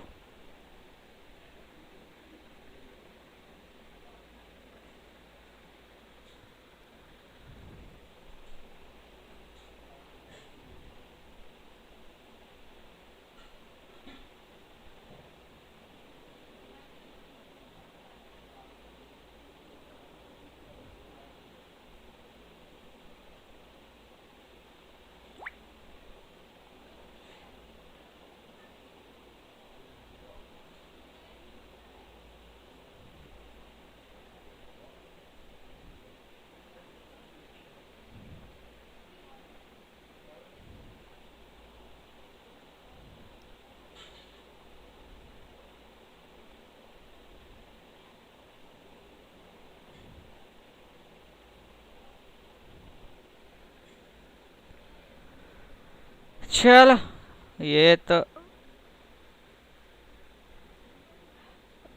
गया। अभी नेक्स्ट आईजीएन का मैच है गाइस। नहीं नहीं नहीं, अभी अभी आईजीएन है क्या? हाँ शायद अभी आईजीएन है।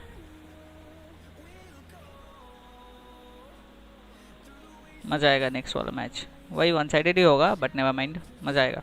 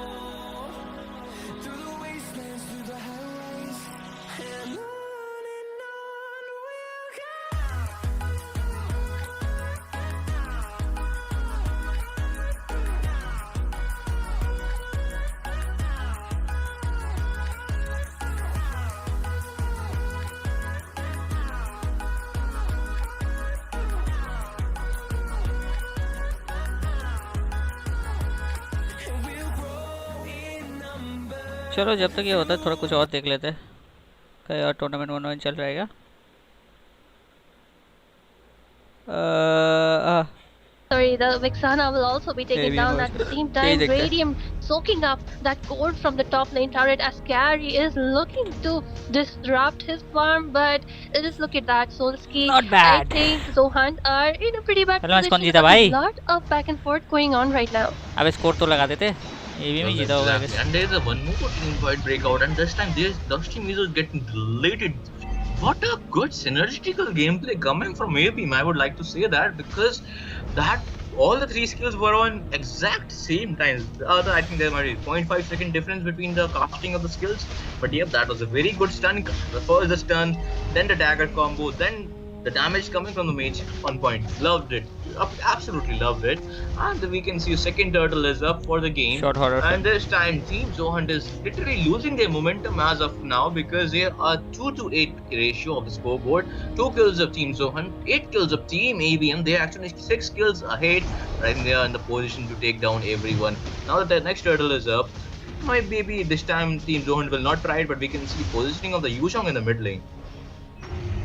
Yes, absolutely. Jay trying to dish out some damage onto that Vexana, and the passive will be locking down some of her HP. At the same time, the dragon has been deployed onto the land of Dawn, and just look at that Spear of Destiny connecting onto that Vexana. Either Radium, but Kata. Radium will be punished to go so far behind. The glorious pathway has been deployed. Khalid using his ultimate to escape. Oh my god, what a beautiful team fight from the side of ABM, especially Radium with that on point ultimate taking down that Vexana. And Solski, don't you think that Carmilla needs to initiate a bit better? Because if they keep doing this, they will be throwing the game. Well, they are not trying to feed ABM, but that much how they are bringing out the A game in this game, and they really want to, finish this game real quick. And they are not letting Team Zohan getting any room to breathe this time. And we can see why Ryu has picked Julian because he is dashing out a lot of dividend. And Abhi, with the good follow up, he is being a cherry on top. The garnishing of that fully team fight is right there with the Abhi dashing out the last damage. We can see him bossing and skirmish in the bottom lane, and I think the Shimizu might be in trouble here. Yes, absolutely. But he tries to move on with his ultimate and a flicker. At the same time, Dragon has come to the land of Dawn. He is trying to deal some damage onto that Carmilla and the Vexana, trying to move them far away from the team fight. And just look at that. He will be punished as a result by that Alpha. At the same time, Abhi has taken up Carmilla's ult. He will be looking to connect the 4 people together. At the same time, Solski, there is one thing how well Radium is doing without an Inspire. He has a Purify and yet he is able to, stay on to that अच्छा fight. Hats off to his positioning. Claude And Inspire actually, कौन that's how खेलता you है play Moscow a पे? gold laner. And if you are in this, at this mark of a tournament, you have come this far in a tournament, you really need to be very good at your respective roles. And that's what we have seen from Radium. And people call him one of the best gold laner in India. And likewise, we can see why people call him because look at his positioning. Absolutely on point. He is taking advantage of his hero because he knows he got a spear of destruction. Whenever a team fight happens, he just come out of nowhere and use that spear of destruction. And we can see possible team fight in the mid lane. Yes, absolutely. And I think that Hylos will be taken down because it was 5 versus 1 at the same time. Radium coming in, securing that kill onto that carry, but the Vexana getting bullied by our dragon. At the same time, Dusty Mizo trying to escape, but I think Zulian will be trying to dish some damage right there, and he has been stunned onto the wall. And yes, that beautiful communication between ABM will be taking him down. I think they need to group up together because just look at that, how they are getting singled out one by one, taking down solo. And that Yuzong trying to move that dissuade that Vexana from the team fights is a major downfall point for Zohunt at this point. I do agree with you, Akira. Looks like the Land of Dawn needs me, and I am back. And with that, the aggression from ABM, that is point on. They are just making sure that they want to take that position where they will be proceeding ahead towards the next round. And with that, 5 for 13 score. Are you kidding me? Look at that. Another team fight growing up. Getting some slight engage. Disengage coming in, but Edith coming in with the Earthquake Shatter. That's just not enough for now.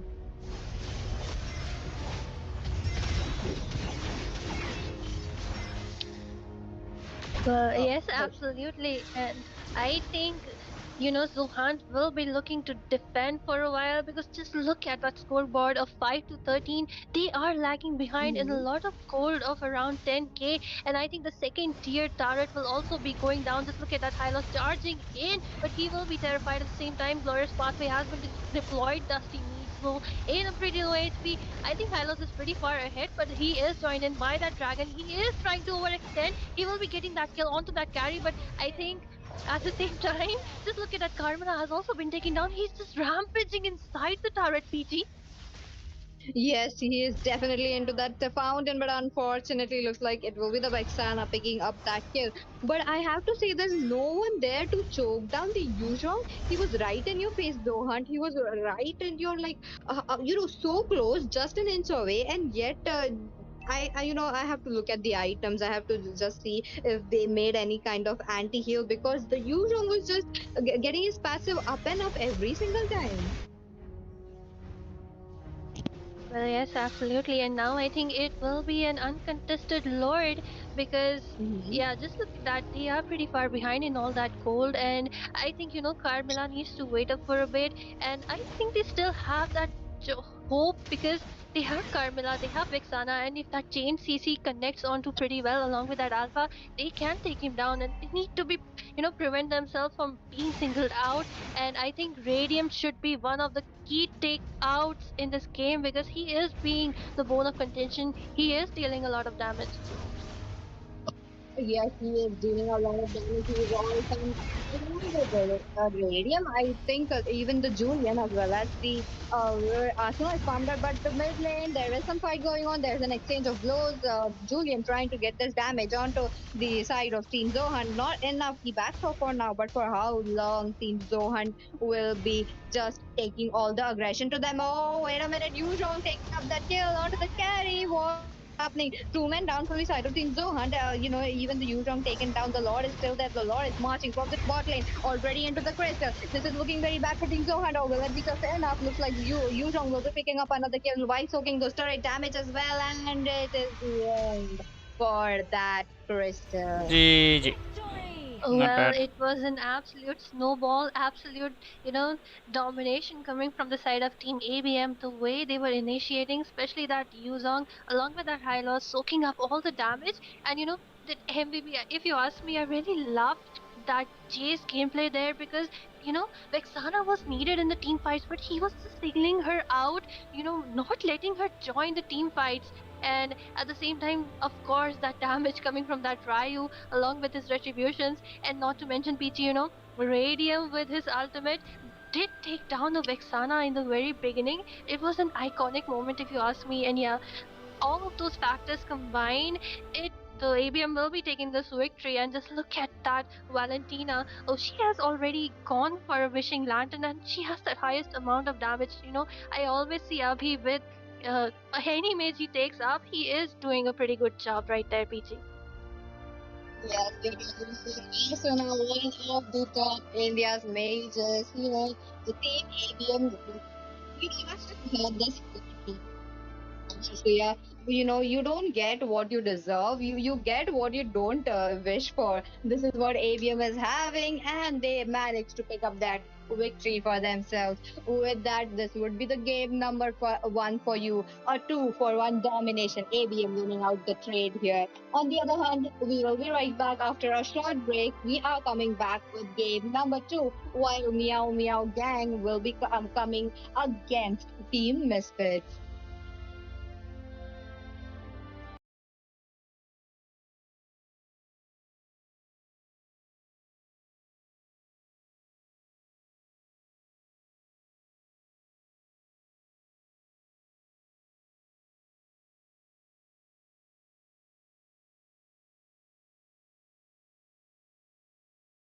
To give it out to the first pick to the side of team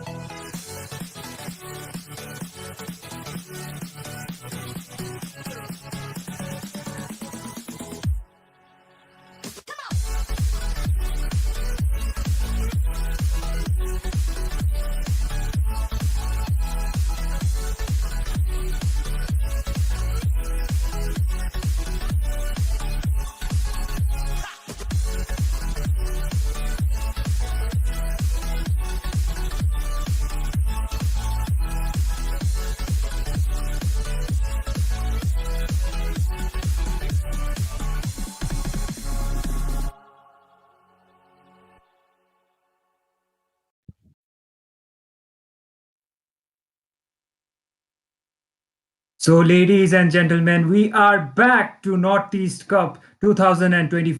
We are going to go with match number 5, and that is going to be between Team IGN on the red side, between Team Smug Esports going on to the blue side. Myself, I am Itami, and I'm joined by my casters, none other than Scared and Yumina. Thank you so very much for that, Itami. Really appreciate you mentioning all चलो of that, and I'm आ really गया excited to be onto IGN this, का match sharing this one with you. Specifically, Itami, with you being the host and you being the desk partner. I'm really excited, and again, with the way how the previous few games went and how this one is looking, I can't really contain my excitement to see how Smug will perform against IGN.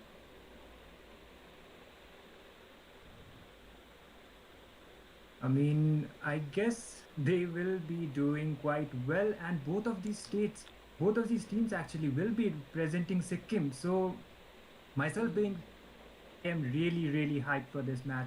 So, Yumena, give me your thoughts about this.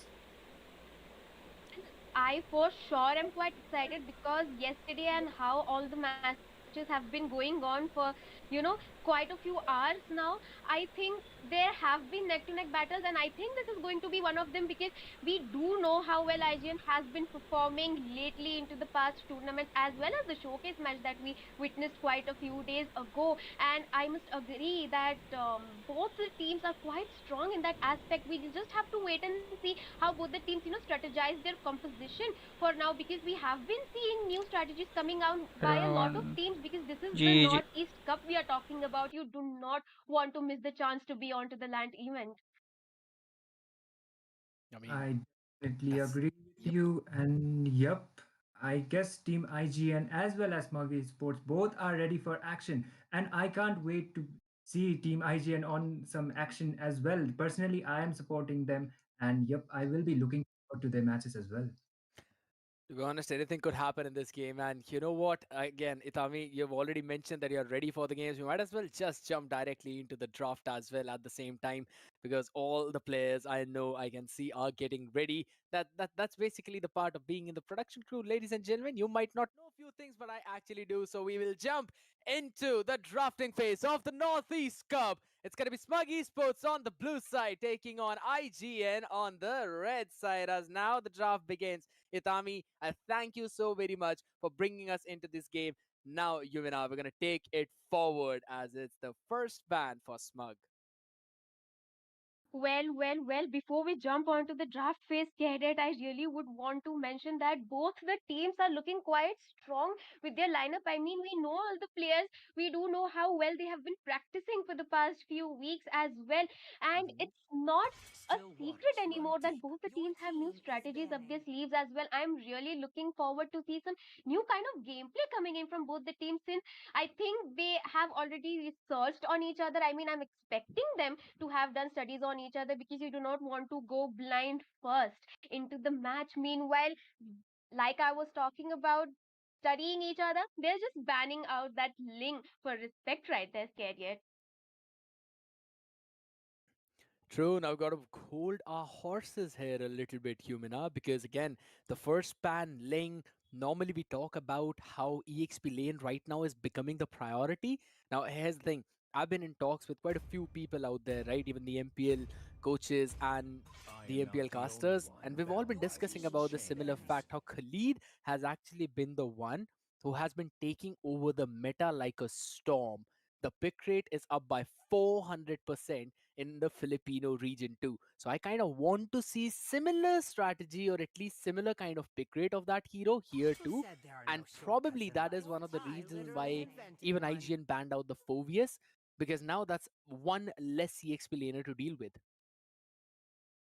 Quite agreeing with you right there. I mean, I have seen a lot of Khalid bans myself coming in the past tournaments as well yesterday. So maybe Team IGN is, looking around to get that Khalid onto their EXP lane, because he is really strong. He has that sustained potential. He has the team fight potential as well with his raging sandstorms. I mean, it's really difficult to deal with him once he has, gotten his upper hand onto the EXP lane rotation coming quite fast from him. him as well. I mean, one of the best picks on the EXP lane right now, scared yet. And right off the bat, they are banning the Ruby as well. It does look like they're trying to, draft around that team composition. Meanwhile, they have left the Hayabusa open still onto the table.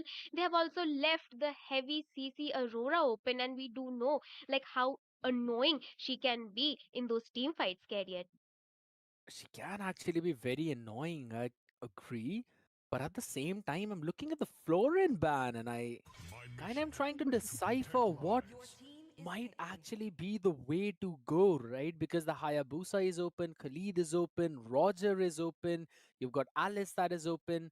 Alice might not be prioritized so early because she's more like she's played like a Ruby in the EXP lane, where you want to get that beefy front line, so you have to build up a few more items onto Alice. And I love the idea, Khalid for being first pick by the Smug Esports, but that also means that you are going to let go of the Roger on the other side. Plus, this early Ooh. Valentina pick too, I love it along with Edith, because over in that EXP lane, the only other hero that can actually counter the Khalid is either the Edith or the Garot Kacha. Really well said, and I myself like the Valentina pick coming in from the side of Team IGN right there. In my opinion, I think a really strong pick and a really strong contender onto the mid lane as well. Because once you have a Valentina on your team, it just counters out all of your CC picks that you are going to have on your side. But there is one drawback that I kind of am always worried with the Valentina pick, is that she, even if she manages to initiate, she is a little bit squishy. She needs those front liners for her in the team.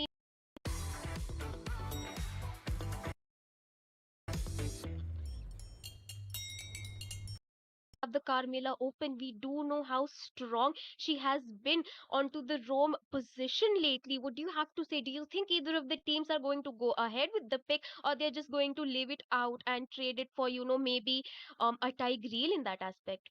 To be honest, since the Florin has been banned out, that means there's no Ube composition being prioritized by either of these teams right now. So I think so banning away the Carmilla might not actually be the way to go.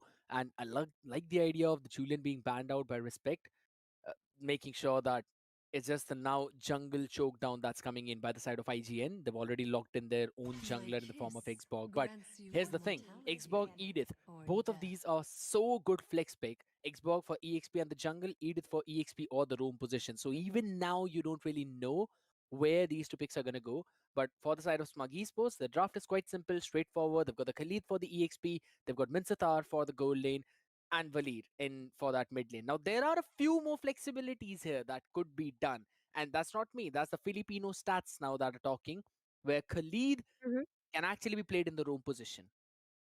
Ooh, I like the idea of Khalid onto the roam position. I have seen quite a few matches where Khalid has been really strong onto the roam position. Scared. I mean, you do have a point right there, but I think if you talk about the late game, the CC potential that is going to come in is kind of lacking if you have the Khalid onto the roam position. If you have taken him out, especially onto the team fight, then it kind of becomes difficult, to provide that heavy front line that your team needs, because you can kind of interrupt, his second skill, his healing ability. So maybe an EXP laner could be better, help the team in the objectives, clear his lane, and then come and dish out that sustain onto the team fights. Meanwhile, a Valir pick is quite interesting in this matter, because I have not seen a lot of Valir being picked up in the higher metas right now. I mean, they must have some strategy going on. Maybe it's for the Edith, the annoying stunts that he can provide with his skill one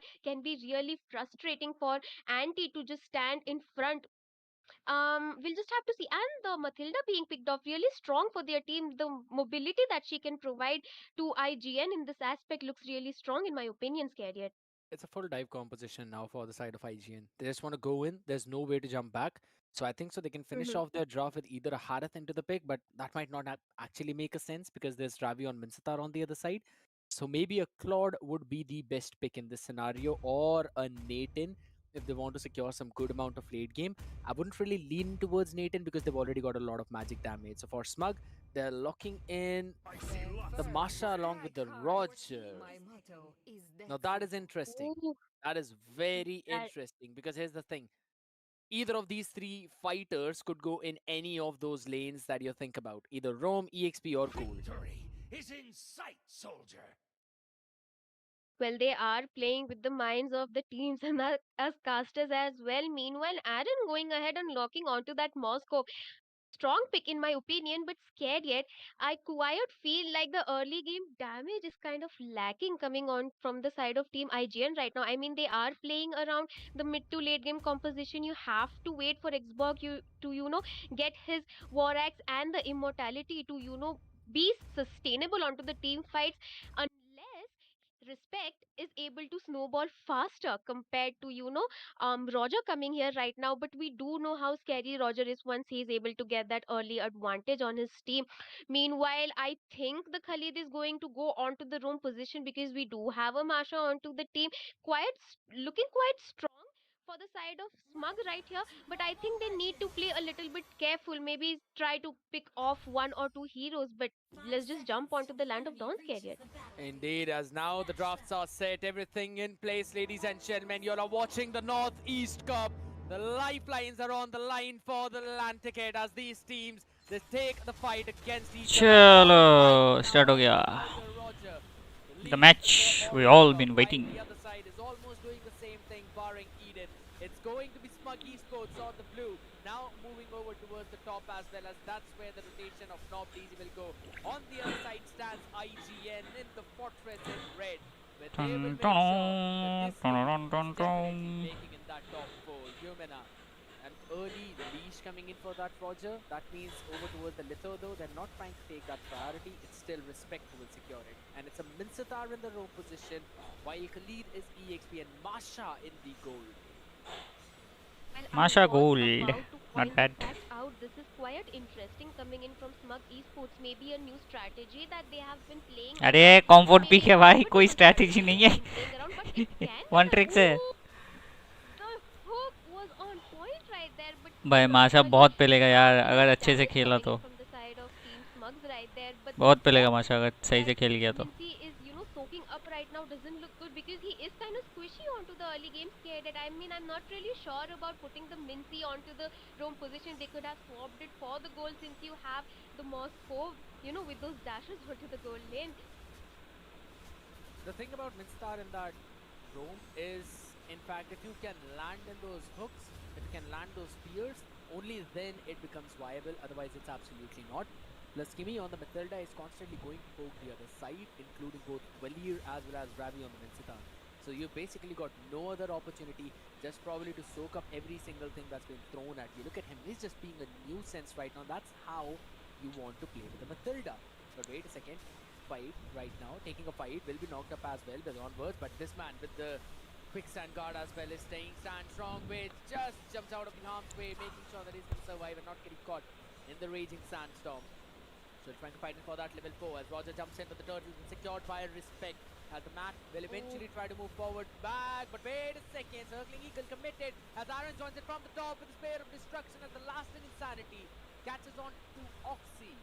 And that's the mage being taken down, a big win for IGN. Man, oh man, really smart gameplay coming in from IGN right there. They baited out the skills for Khalid right before, the turtle dive come. I'm not really sure why Roger would jump in solo onto that turtle Hold right up, there. hold up. I mean, it did cost them their mage in the skirmish, but really smooth gameplay. I mean, the communication right now is showing on from the side of Team IGN. Maybe the Roger needs to now focus on farming and getting a pick off onto the Moscow, because once you let that Moscow farm, it can be a little bit dangerous to deal with him onto the late game unless you are able to. Oh, Masha poking down Aaron Damn, quite bro. a bit, but I think he will be able to retreat back like I was saying. Oh, the circling eagle being baited right there. अरे वलीर गया वलीर गया. Trying to take in Oh, the again, Moscow trying to jump into the action too from the spear of destruction. Nice. The King's Call Nice is stopping ult. there, but now it's no longer standing. But they get in another pick, a 2-for-0. Roger मारेगा किसको इधर?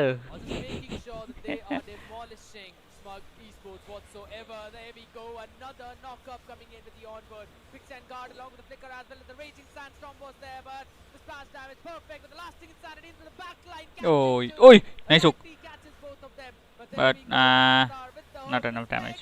He is not Oh भाई ये भी गया. whatsoever. The Basilda joining in the action. Another circling eagle. अच्छा bro, अच्छा. And Kimmy is making sure that his jungler is standing whatsoever. What happening? People from the side of SMUG Esports falling down like dominoes. Scared. I mean, they are marking one and then they are going on to the other right before Bog the didn't work. objective. Yes bro. I mean, a very Another one-sided match incoming guys. side of team IGN. अबे भाई पूरा late game composition है इनका. अरे अरे ये क्या था? Wait a minute. अच्छा मेरी माँ फार्म कर ले थोड़ा. इतना टीम फाइट नहीं करते bro. But a flicker King's calling from Pitch himself is what catching all of them. But a pushback from the sailing torrent is making sure that Moscow is माँ not कसम. off guard. But again the healing साला duplicate मिनसीतर original मिनसीतर को मार रहा है भाई. is the man who is not just the myth, Oh, but boy. apparently a legend standing strong. Andy in the bottom. He's just bullying Fight on that lead. Fight is basically no longer a beast. He's being butchered by Andy. Fight beast. Man, they really अच्छा. did shut him down early on from the game because once you let him creep up Oi. on the XP, oh, Oi. that doesn't Oi. look good for Anti. Ravi right there, Scared. Anti हक दिया भाई. Used up, Ravi could eventually be caught too. फिर भी damage है भाई. फिर भी damage है. For the man as Noobs is going to run away, not making sure he survives. But Ravi lasting insanity Okay. to the tower. They really want to Okay. get this one big raging sand. Okay. Absolutely no one. Okay.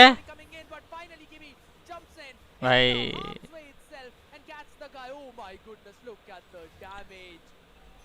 Brawl चल रहा है guys. Brawl welcome to the team. And look at the flicker forward Earth Shatterer catching Fight Beast.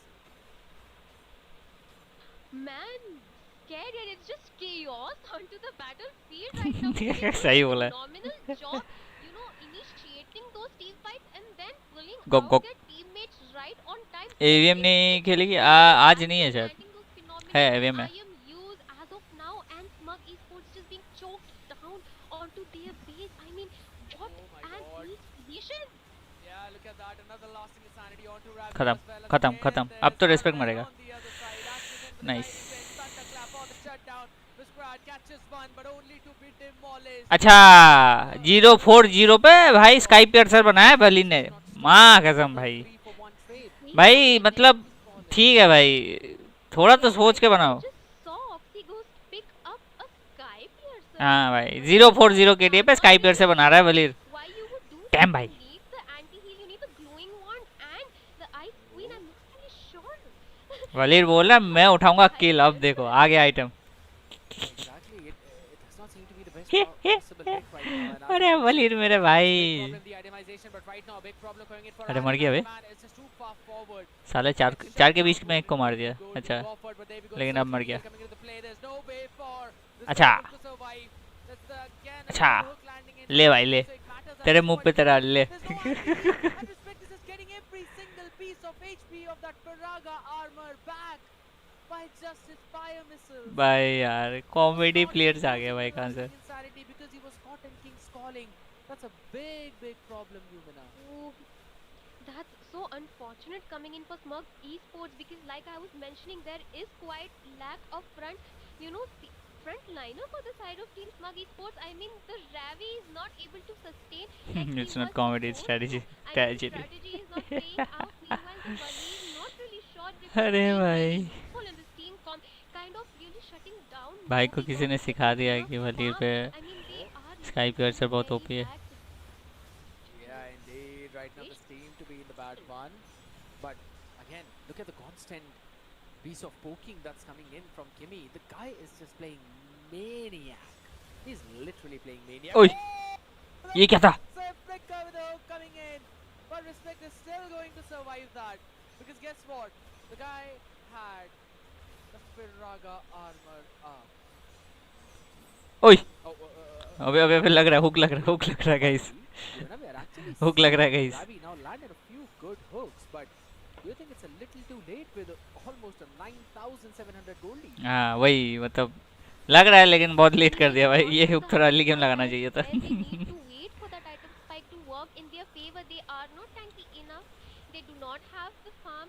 They do not have those itemizations to give them the head-on team fight that they could. Oh, But look at that.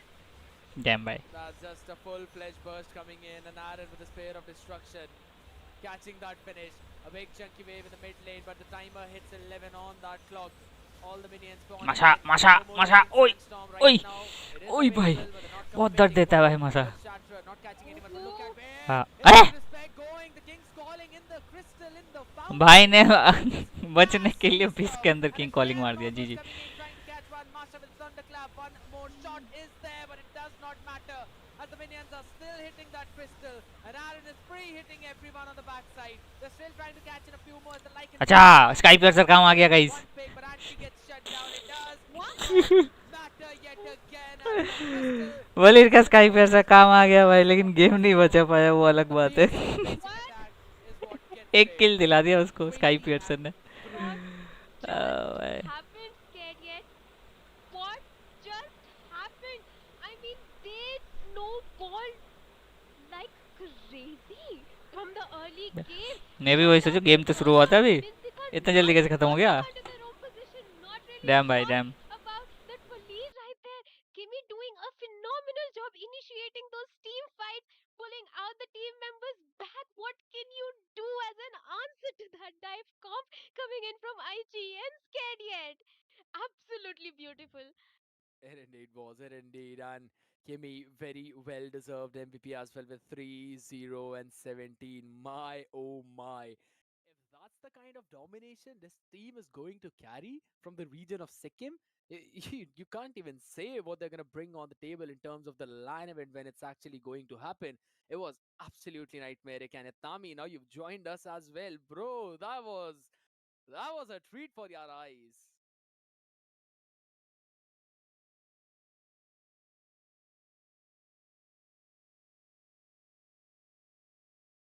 Well, I guess, in this situation now, since Itami is apparently flabbergasted, the man can't even say anything. Yumina, we might as well want to have a bit of a discussion with ourselves with the Minsatar, right? I mentioned about the fact that the Minsatar only works if in case you can land in his hooks.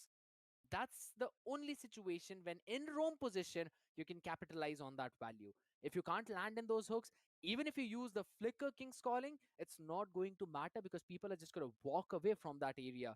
And then again, they've got all the dashes and every single thing. And I think so in terms of itemization as well, there were quite a few mistakes. I Well, do I did agree see the with the Waleed itemizations type too. dresses. Ooh. Yep, and the Sky Piercer was kind of questionable, but an True. absolute domination came up from the side of Team IGN. I would say the Smug Esports, they did try their best, but even their best was not enough at this point. They were getting humiliated and being dominated by IGN. I mean, that's more than just a domination, I guess. Yep, Well, it was a clear definitely. one-sided match coming in because there were a lot of mistakes in the draft phase as well. And the itemizations, I mean, they could have had a chance if maybe. I'm not really sure about the Walir and the Mincy pick. I mean, I made it clear onto the draft phase as well because you need them True. to work, and if they don't, then it's just going to be like I'm not really going to say the word, but that was not it for Team Smug Esports, right? That they had better options for the roam position. They had better options for the mid position. Maybe it could have given Roger a easier time to snowball rather than, having the Mincy and the Valir onto the mid side. Indeed, Tami, I think so. That's probably the one of the main reasons, right? In terms of drafting itself, that you put the Masha into the gold lane, and then Roger is the one who's actually in that jungle. So you've kind of got a pseudo dive, while Minsatar is type of a hero that really is kind of an anti dive. Yep, I would say so. And Minstar on the early phases of the game is not that tanky as well. So he True. needs to be a bit aware of his positioning too. And he was taken out so many times. The Kings, it got so worse to the point that the King's calling was used into their base as well. So that kind I of know. dominance came up from the side of Team IGN, and it was not like they didn't try, but I guess on the drafting phase itself, that was where they were lacking the most. I kind of agree as well. And Humana, again, with how well Kimi was playing on that Mathilda, it was actually very solid, I'll be honest, because his positioning was perfect and he was constantly getting those pokes as well onto both the Valir as well as Ravi on the Minsatar. Well, I would also like to mention the fact that maybe if they could have switched the positions for the roam with the Khalid, could have been much better. True. A little bit better at sustaining onto the roam position. Let's be honest. And Minsitar onto the goal lane. Once he has farmed up with the Trinity build, he can just jump in, dish out the damage, and just retreat back. That's all your team True. needs because you have the Raging Sandstorm, you have Valir to give out those disruptions, you have the burst damage coming in from Roger. I mean, that could have been a bit better for their team in this okay unique guys, आज के लिए इतना situation. He. I think that was भूख a लग गया मेरे very को big बहुत. mistake coming in चलो, from see ya Roger guys on in the next lane stream. side. Bye bye. Good night. I agree because Ta-ta. Itami again, it just seemed like here's the thing: Roger, Khalid, Masha. Bye bye. Good night.